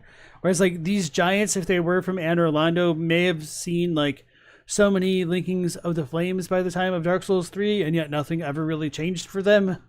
That has to really suck. And then that made me think about like, what the hell was Gwendolyn doing if he saw the linking happen so many times, but he still went along with it anyway? What a jerk. And at the end of the day, you can't even really hate the Drang Knights for hating giants so much. From their point of view, it's quite justified. The giants destroyed their home. They could probably care less if it was in retaliation for some artifact their king had stolen. The fact remains that Drenleg was laid to pretty much ruin by the giants. Anyway, though, the giant who did manage to escape was in possession of the famous Dragon Knight Goff's bow and his ring. He had presumably been told stories about the famous archer throughout his youth by the giant blacksmith that even if this giant isn't a descendant of Goff's, he's certainly his successor in a spiritual sense. And if nothing else, the fact that this giant probably reminded the smith of his old buddy is probably why he gave him the ring and the bow in the first place. But this giant would eventually find himself a nice tower to make a nest in, and from there he had a clear view of the land that once was Ulasil. He would watch over these lands for many years, carrying on and protecting the legacy of the majority of the cast of the Artorias of the Abyss DLC from Dark Souls 1. And of course, you shouldn't ask yourself why or how exactly that giant got on top of that tower the way he did. After they've all long since passed. Elizabeth, Dusk, all the mushroom people, even most of this giant's own kind are almost all but extinct. They've fallen quite far from their glory days as the golden centuries of the City of the Gods, but still he persists, protecting these white birch trees that descended from the ivory catalyst of Dusk of Ulasil, inventor of the chameleon miracle. So yeah, the Anor Londo giants, they're not doing too good by the events of Dark Souls 3, and let's just say the Dark Souls 2's whole-faced giants aren't doing much better. In fact, they might almost be completely extinct. In fact, the only one found in this game has already turned into a tree, meaning, he's already been killed, and moved on to the next stage of his existence. Is the Erythilian dungeon/jail giants an Anor Londo variant? I thought it was one of these, but it's been a hot minute since I've played. Yeah, the Orlando Giants, the new basketball team.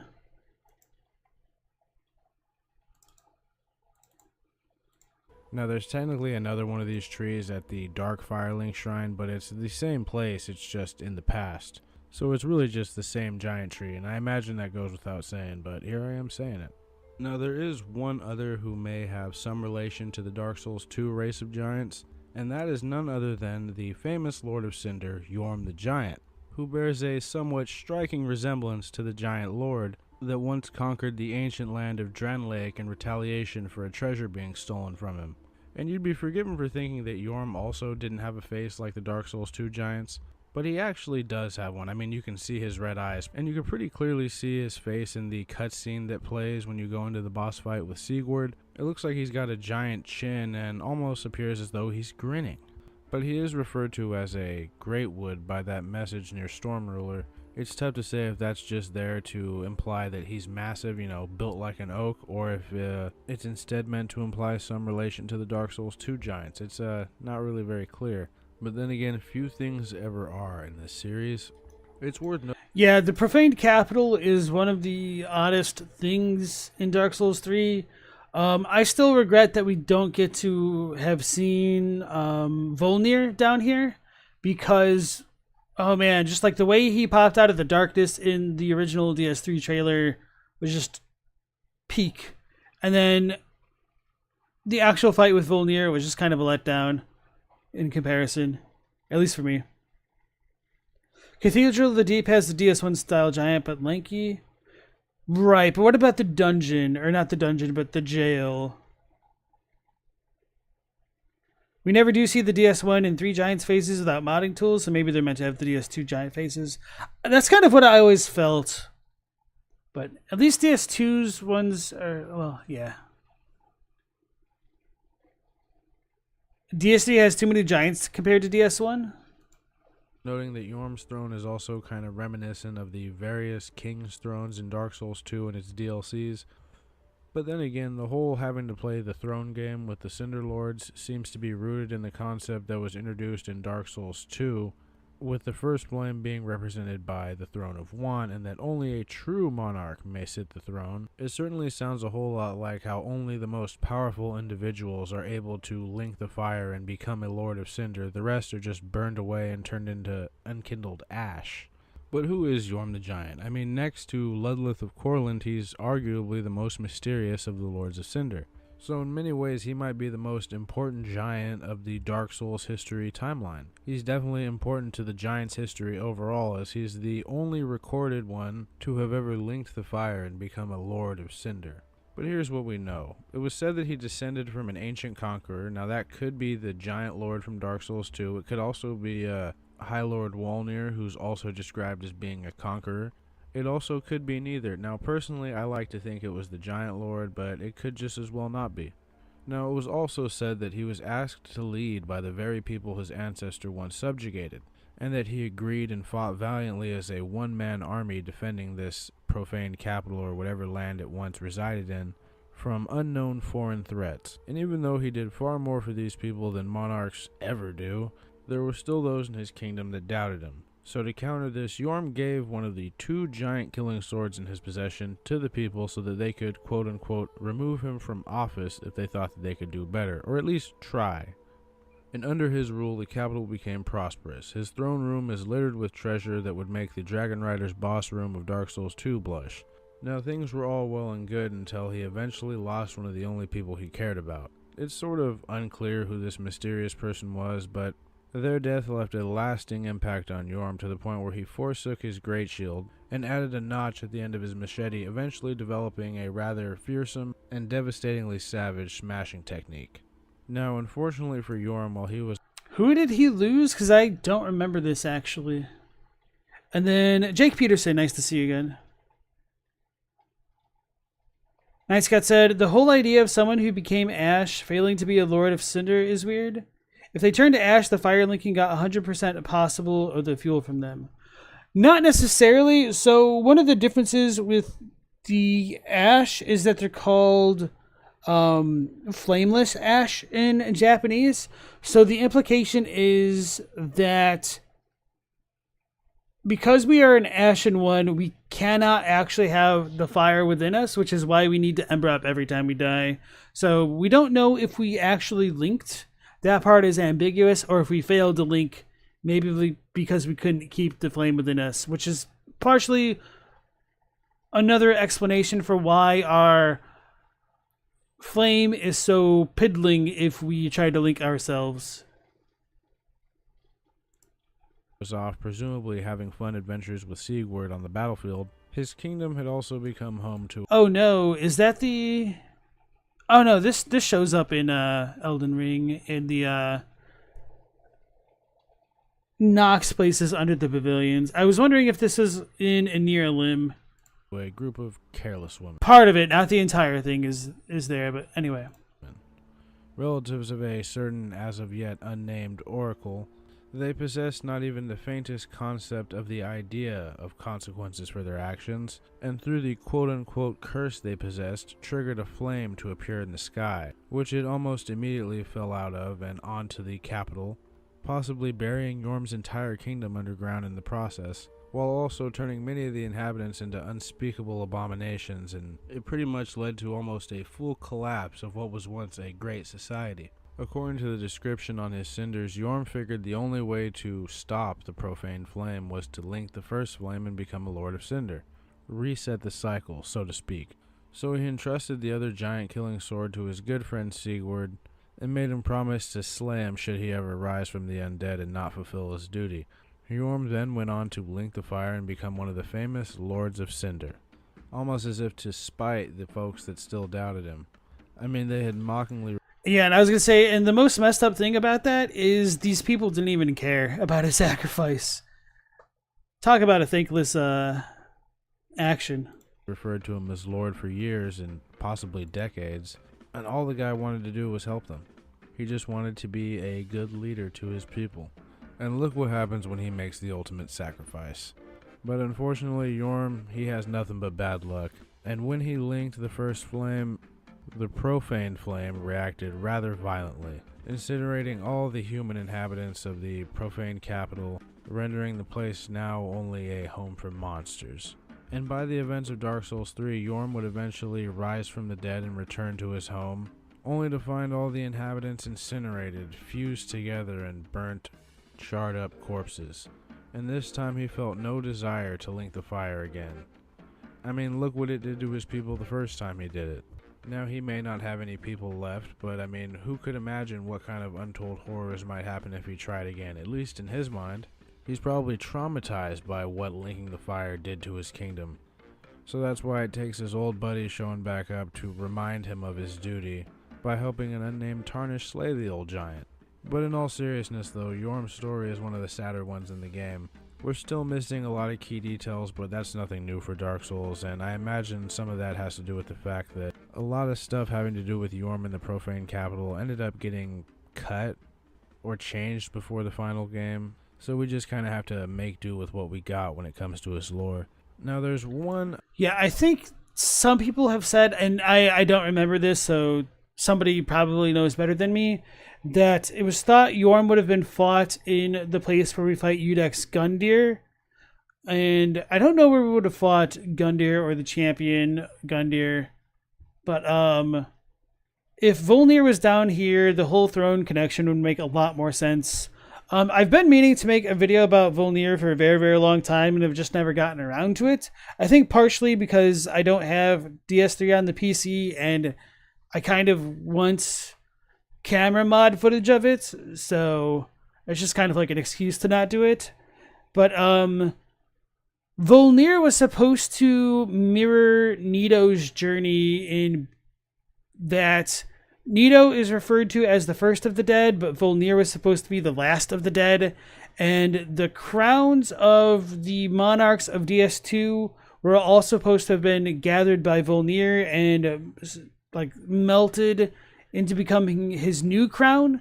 So he was on a really big bad mission to commit worldwide genocide to bring an end to the linking of fire, and his tragic end was he finally turned to the light once he himself fell to the darkness and clutched at his holy relics, and had to meet death himself as the last of the dead.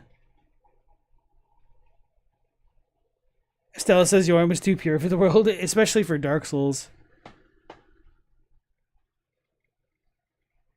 Okay, Gundyr was near Osiris' arena. That makes sense. iMan said we need that kind of mod. Yeah, for real, the camera mod. Other group of giants in Dark Souls 3. These guys might even be the first giants given where they're found. I am of course referring to these guys.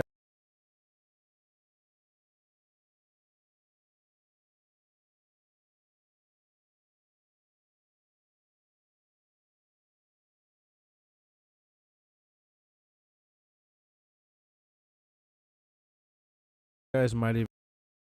I was muted. So as I've been talking about the veteran set having horns on their armor, you can see the kind of inspiration of that potentially here in the statues of the Ring Knight armor in DS3. Oh, the leaks on 4chan were disproven over the years? Interesting. I don't even really think I knew what the leaks were, but that's not too surprising. The first giants given where they're found. I am of course referring to the towering Judicator giants found in the Ring City, And unlike all the other races of giants that we've mentioned so far, these tall dudes have quite the solid grasp upon speech. Their vocabulary appears just as expansive as Goth's, and I suppose it makes sense given their station. So the word judicator basically means judge, or someone who sits in judgment of others, and these fellows certainly do a lot of sitting. But from their name and what we see in the game, we can assume that their job was to judge the worthiness of all those who made it to the Ringed City. They determined if you were fit to enter, which was probably almost nobody, fit to serve, in the form of an orange phantom spirit summon type of thing, or fit to die, which was the judgment most received. Now there's precisely 4 of these guys. 3 of them are unnamed, and one of them is named Argo. He's presumably the leader or the chief, and he resides in a church dedicated to Filianor, a daughter of Gwyn who was given over to the Pygmies by the Lord of Light as a sort of act of good faith. It was probably a thank you for helping with the whole dragon problem, as we know the Ringed City Knights were veterans in the war against the ancient dragons. But anyway, this time-displaced basketball team is ancient, and I mean ancient. They're quite possibly the oldest race of giants, and maybe even as old as the city itself. Now the 3 nameless judicators that patrol and guard the Ringed City all possess the ability to summon the unfortunate souls in a similar manner to Elden Ring's spirit summon mechanics, to forcibly protect the city that they unfortunately discovered. Of these unfortunate phantoms was a company of ruined knights who was sent by an extremely old king to find. It does appear in DS3. Was a company of ruined knights who. Guys, we got the Moaning Graves. I forgot that they showed up here. I thought this was cut and they were only supposed to have appeared in the quote-unquote God Grave. But apparently I was too busy worried about being sniped by these damn Ruin Sentinels to care. Who was sent by an extremely old king to find the Dark Soul. Now this mysterious king could have been the King of Olafis, it could have been some unnamed king, it could have even been Vendrick. But the knights eventually did find the Ringed City, but found themselves at the mercy of the Judicator giants and were forced to swear fealty to them. Now that company of knights would eventually inspire several golems built in their honor by either the 3 kings I mentioned earlier, and also a cautionary dark fable in the process. Now another one of their summonees is a silver knight by the name of Leto, who was said to have been a good friend to the giants. So much so that he apparently offered himself to the Judicator giants to call upon whenever they need him. And it's not like he's being used by force, because he still has full agency to invade us when we show up in his little tower there. So he seems to have a sort of special deal with the Judicators. The next summonee is clearly Zully the Witch, a very famous as of yet unseen character, well until now at least, who presumably came to the Ringed City with her lover Alva, the Wayfarer. Or perhaps she showed up here first and found herself at the mercy of the Judicator giants, and by the time Alva showed up, all that was left was her corpse and her set. Either way though, side note, her wielding a variant of the Dark Edge spell seems to imply that perhaps her and Alva are in fact Carla's parents, as Carla also sells the Dark Blade spell, and it says in the description that it was passed from mother to daughter as a means of defending oneself or taking one's own life, and that the young girl never swung it more than once. But yeah, sadly that's where it looks like Zully's story ended, at the mercy of the Judicator giants. And as far as the Dark Edge is concerned, it's a little bit awkward because it can mean that it is like one of suicide and she only swung it once, or that she only ever needed to swing it once. So hold on, let me try. Maybe I didn't phrase that properly. Yeah,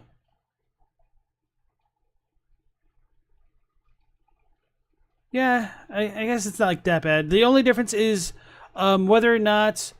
Okay, so this is like one of those things where it's either a lore mechanic type thing or a game one. And so because we see Zully use it over and over, well, she's kind of a spirit, that might explain it. But the other type of lore explanation could be that she only needed to swing it once at an enemy because it would surely kill them. Anyway. Yeah, I guess I never thought of the possibility of Carla being the love child of Zoli and Ulva. I'm kind of against it, mostly because the Ulva stuff made it seem as though Zoli's love for him was unrequited, because he was in search of his object of affection. Although calling her an object is kind of bad, but what's her name? I can't think of her name. Anyway, it just seemed like a love triangle that was doomed from the start with Alva and Zoli and whatnot.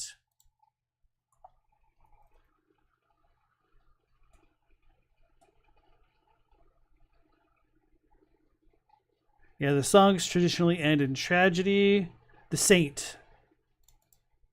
I almost want to say Hayata, but that doesn't sound right. Maybe we learned that in DS2. Anyway.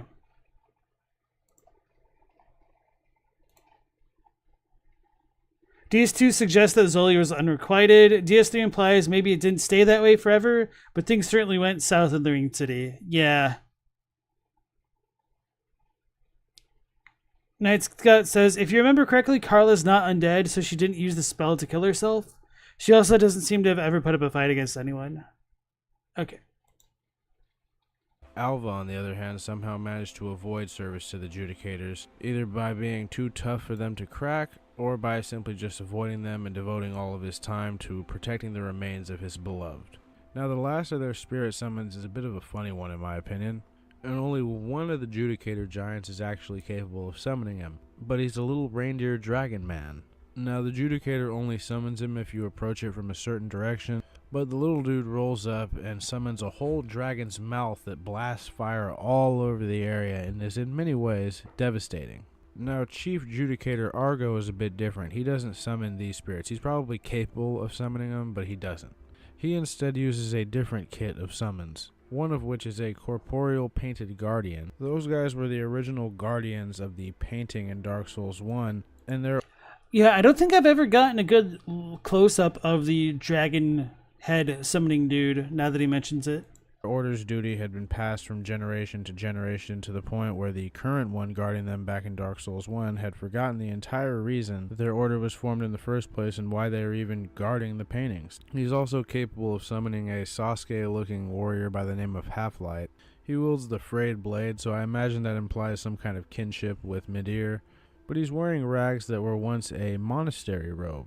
Now, it was said that he came from a land of sorcery that sent missionaries out to the Ringed City, or that they stopped by on their way somewhere else, but that Half-Light stayed behind and became a spear of the church. Now, it was said that he hailed from an ancient land of sorcery, and that his garb was never intended for battle. It's also called the Antiquated Plain set, and the Antiquated set belonged to Princess Dusk of Ulasil, so it seems this land of sorcery had to be, in fact, Ulasil. Now, while we're on the subject of monasteries, what about the Painted Guardian? Where the hell did he come from?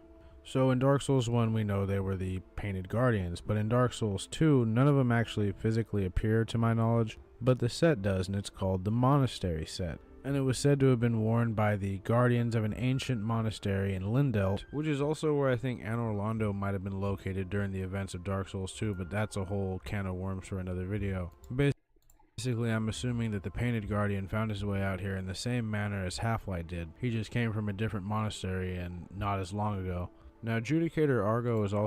And if I remember correctly, Lindelt swept the story of the slumbering dragon Sin and its miasma of poison underground, or under the rug. Well, I guess it did eventually get underground, but anyway. And so that might also be relevant, I guess, to the mythos there of the Painting Guardian set, but Lindelt can be linked to the Drake Blood Knights, and they fought all around the world to try and find their coveted Drake blood, rather.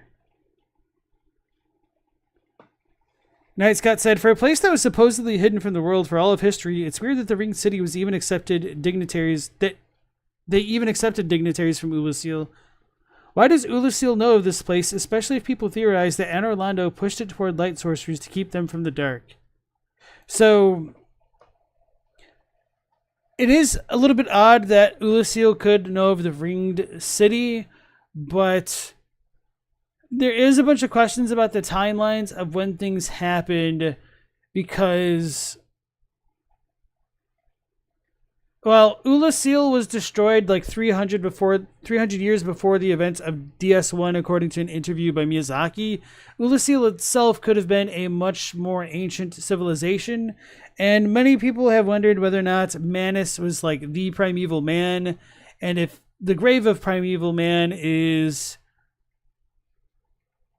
Did I just say that Manus was the grave of primeval man? But if Manus was the was the furtive pygmy, and he was placed in the grave of primeval man.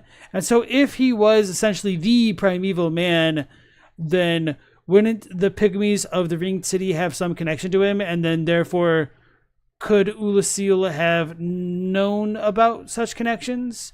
Or could they have at least researched them in their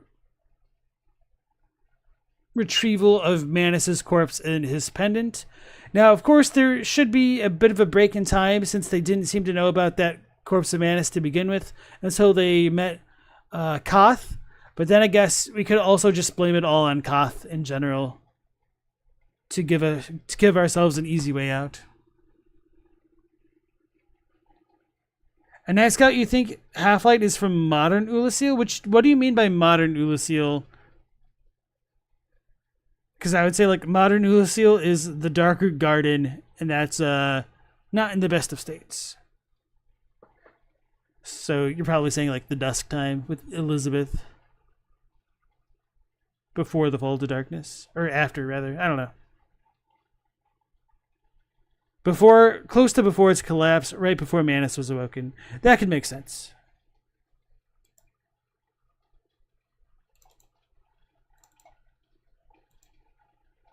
Is that going? Also supposed to have unique dialogue if you approach him as a spirit of the church, but every time I've tried to test this, it doesn't work, and a friend of mine tried to test it too, and it didn't work for him, so it might be bugged. But he's supposed to call you a defiled spear if you show up and try to take him out while being in his covenant. Anyway, though, these giants are much different than the other giants that we've talked about. I've already mentioned they have a tiny head, but I wonder if you need to level up the covenants. Although I don't remember how you level that up off the top of my head. I don't remember if you need to go into the spot to do it. Oh, it does look like you get the kind of finger engraving type thing, so maybe they're not 3-finger relevant after all. But let's take a look at their face. They've got a Crypt Keeper style haircut, massive chins, and a Michael Jackson style void where their nose should be.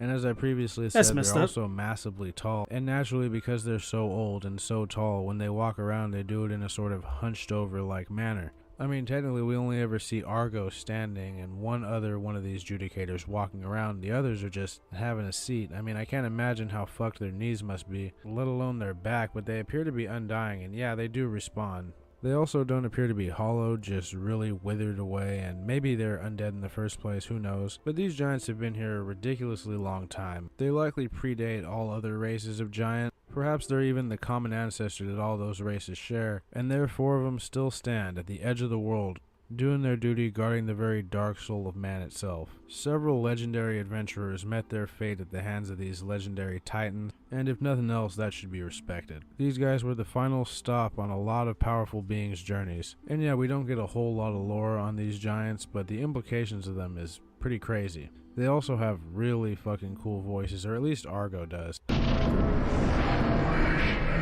That's super loud.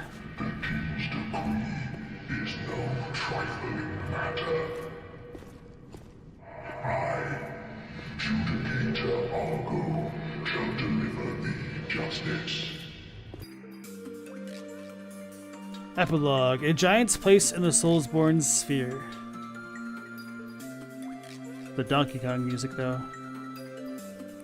So, unlike many media franchises, the giants of Dark Souls are a race in decline. In fact, by the point of Dark Souls 3, most of them are either dead or enslaved, which is not really an uncommon thing for FromSoft to do to its giants. For example, in Bloodborne, we have the church giants. They appear to be enslaved, so to speak, in a different way. They're given a blue medicine which numbs their mind, and then are used by the church as guard dogs. And these giants might already just be experimented on humans in the first place, so it gets a little muddy there, but it's still an example of giants being, for lack of a better term, taken advantage of. And again, it's not much different in Sekiro either. We have the chained ogres, which basically are giants. These guys run around stuck in medieval style torture devices. Then we've got Elden Ring with the fire giant being the last. I just want to say that I really like the chained ogres moveset in Sekiro because they're so big and they have like more grappling type moves, which is just kind of a pretty thematic for like close quarters combat, I think. So,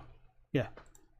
Last of his race, basically. And the trolls, who were the lesser giants that actually betrayed the greater giants and side with the humans, are now for the most part enslaved by the humans, besides the ones in Caria, who are still serving their queen as knights, fighting side by side with their human counterparts. All in all, giants don't fare well in the FromSoft universe, and generally... How many trolls do we get in the Land of Shadows? I can recall like one throwing things at us, I think, in the Cerulean coast going up towards the Fissure. But is that it? Is there literally only one troll? That's a golem in Rao. There is the Karian headless troll. Is that one actually headless? By the Belfry. Oh, and then there's the one outside Cancel Ensis. So 3, right?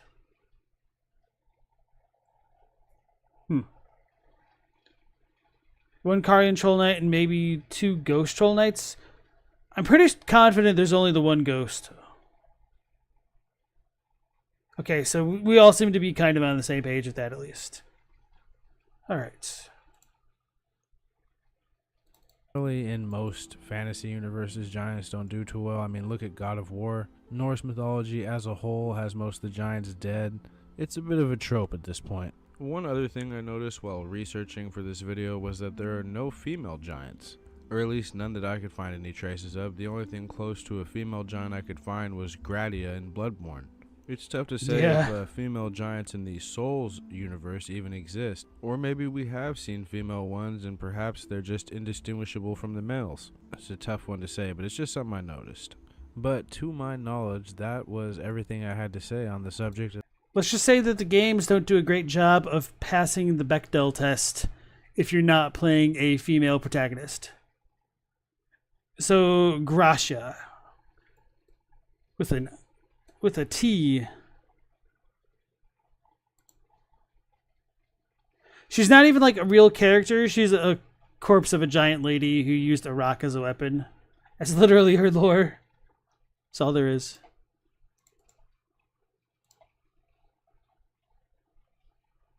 Of the giants in the trilogy, at least so far. Now, as always, I hope you guys found the video to be at least somewhat amusing or entertaining or informative. Then please consider liking it, and if you didn't like it, then please consider disliking. Now, if you like hearing me ramble on about various lore subjects, the occasional movie topic, or you know, whatever happens to be on my mind on that particular day, then please consider subscribing. It really helps the channel out, and we're right about to hit 18K, which is again amazing. I never expected to see this number of subscribers. It really is a surreal thing to me. Anyway, though, no one cares about all that stuff. Let's have our outro and then some final thoughts about the giants of the Dark Souls trilogy.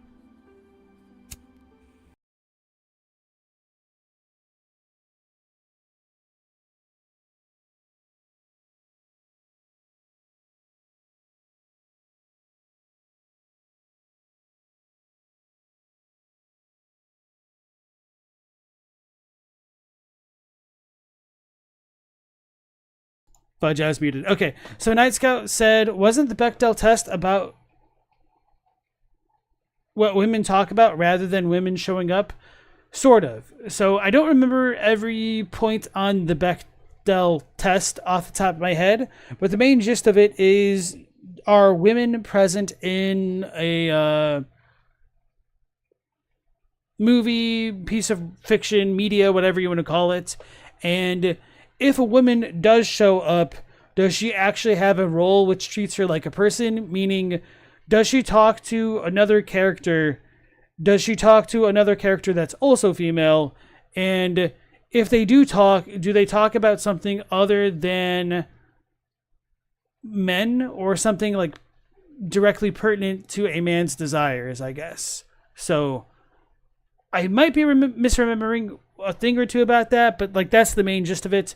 And for anybody who's like wondering like, oh, like why is this a thing? It's just because there's a preponderance of movies, shows, and stories that don't have an adequate amount of female representation. And the only way the Lord of the Rings trilogy passes the Bechdel test is because there is like one woman who like asks her daughter if she's okay. And that's like literally it, because otherwise it's just a completely male-centric story. Because Galadriel, or however you pronounce it, is pretty much only ever interacting with male characters. John Paul Cochran says, it's hard to pass the Bechdel test when characters rarely interact with anyone that's not the main character. So I don't think it's necessarily about the main character as much as it is about the content. Let's just go ahead and pull it up. And of course there have been like some modifications to it. Oh, here we go. An image. This might be helpful. Okay. Oh man, this is just so sad. All right. The Bechdel test is two women talk about anything but men. So, does your movie have at least two female characters? Do they talk to each other? Do they talk about something other than a man? So, you might be right that it's a little bit difficult to have characters talk to other characters than the protagonist of a movie, but it's a pretty simple test, essentially, because you could have two side characters talking to each other. And so, I think, like, the first part of the test is just showing, like, hey, there's no women at all. And then when there are women, they're not interacting with each other. So it just like marginalizes women, and I think does a good job of trying to bring awareness to it. And a lot of people take issue with the idea, but I mean, I think it's so simple that it should at least be worth consideration. And I saw like a pretty funny meme a couple days ago, or maybe it was like a week or two ago, where it's like somebody took a D&D campaign and they gender swapped all the characters in that campaign except for like the player characters, and they wanted to see how their player table would react to that information. And pretty much none of the characters in that D&D module were naturally female except for the blacksmith's wife. So when all of the player characters joined in this custom module, which is just gender swapping all of the characters, they thought there was a literal conspiracy that there were no men in the setting. So that is just kind of like another way to draw attention to it. Like, what if you reversed all the genders of the characters? Would that make people think that something is going on to the setting? I think is another way to look at it. Oh, you mean in the sense of Dark Souls? Yeah, I would definitely agree with that. There's not a lot of characters in Dark Souls in general, and very, very few ever talk to each other in any capacity. So, let me think.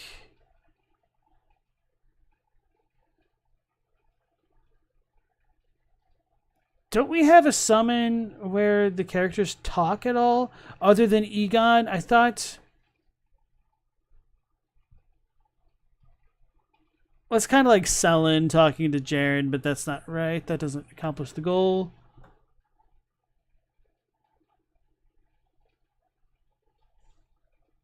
At least for Elden Ring. Anyway, not too important. Horn scent?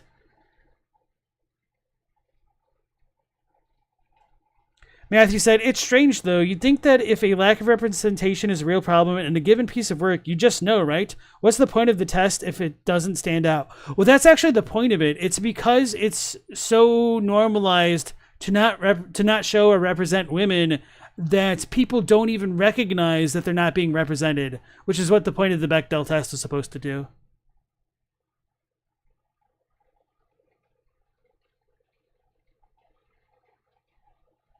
Right, okay, let's go ahead and finish off the video. And I've gone ahead and linked it into the chat already. Generally draw the short straw more often than not in FromSoft games and in most fantasy media in general. They've had a few high moments in the history of the Souls universe, but it usually, if not always, leads to the lowest of possible lows for them. They've been high judges, blacksmiths to the gods, the very sentinels of Anor Londo. There's been legendary figures like Yorm the Giant, the first giant Lord of Cinder and the only one that we know of. Hawkeye Goff, who was able to shoot down one of the most feared giants while he was blinded. They've also been seen as ferocious barbarians, trees, and have been made into experiments by a mad scientist. The once revered Anor Londo giants became slaves to an eldritch cult. But even then, at their lowest moment, there's that archer, I help any An eldritch cult or an aldrich cult? time, who stoically and silently does his duty to protect the birch trees and, the echoes of a forgotten era. I definitely think they're one of the more interesting staples of the franchise. Anyways, though, let me know if I missed anything in the comments, and I'm pretty sure the next video will be up soon. I've been wanting to do one about Executioner Smo, because I believe he's a bit of a misunderstood character. But until next time, as always, stay safe, and I will see you next time. He left this world with honor intact, and here I am, retired and blind. Of little help to thee, I'm afraid. Alright, yeah, so that was a good video. I've gone ahead and liked it, and I've already shared it earlier in the chat, but I may as well share it again since we're talking about it, if you want to give Honored Madman some more support. But okay, everybody, that will be it for tonight's stream. I'll try to figure out what I want to watch tomorrow, and if you guys ever have suggestions, feel free to put them, comment them directly on the video or in the Discord, and I will add them to my list eventually and maybe get around to watching them. So until then, we'll go live again tomorrow, same time, 10 p.m. Eastern Standard Time. Take care, stay safe. That's Protagonist out.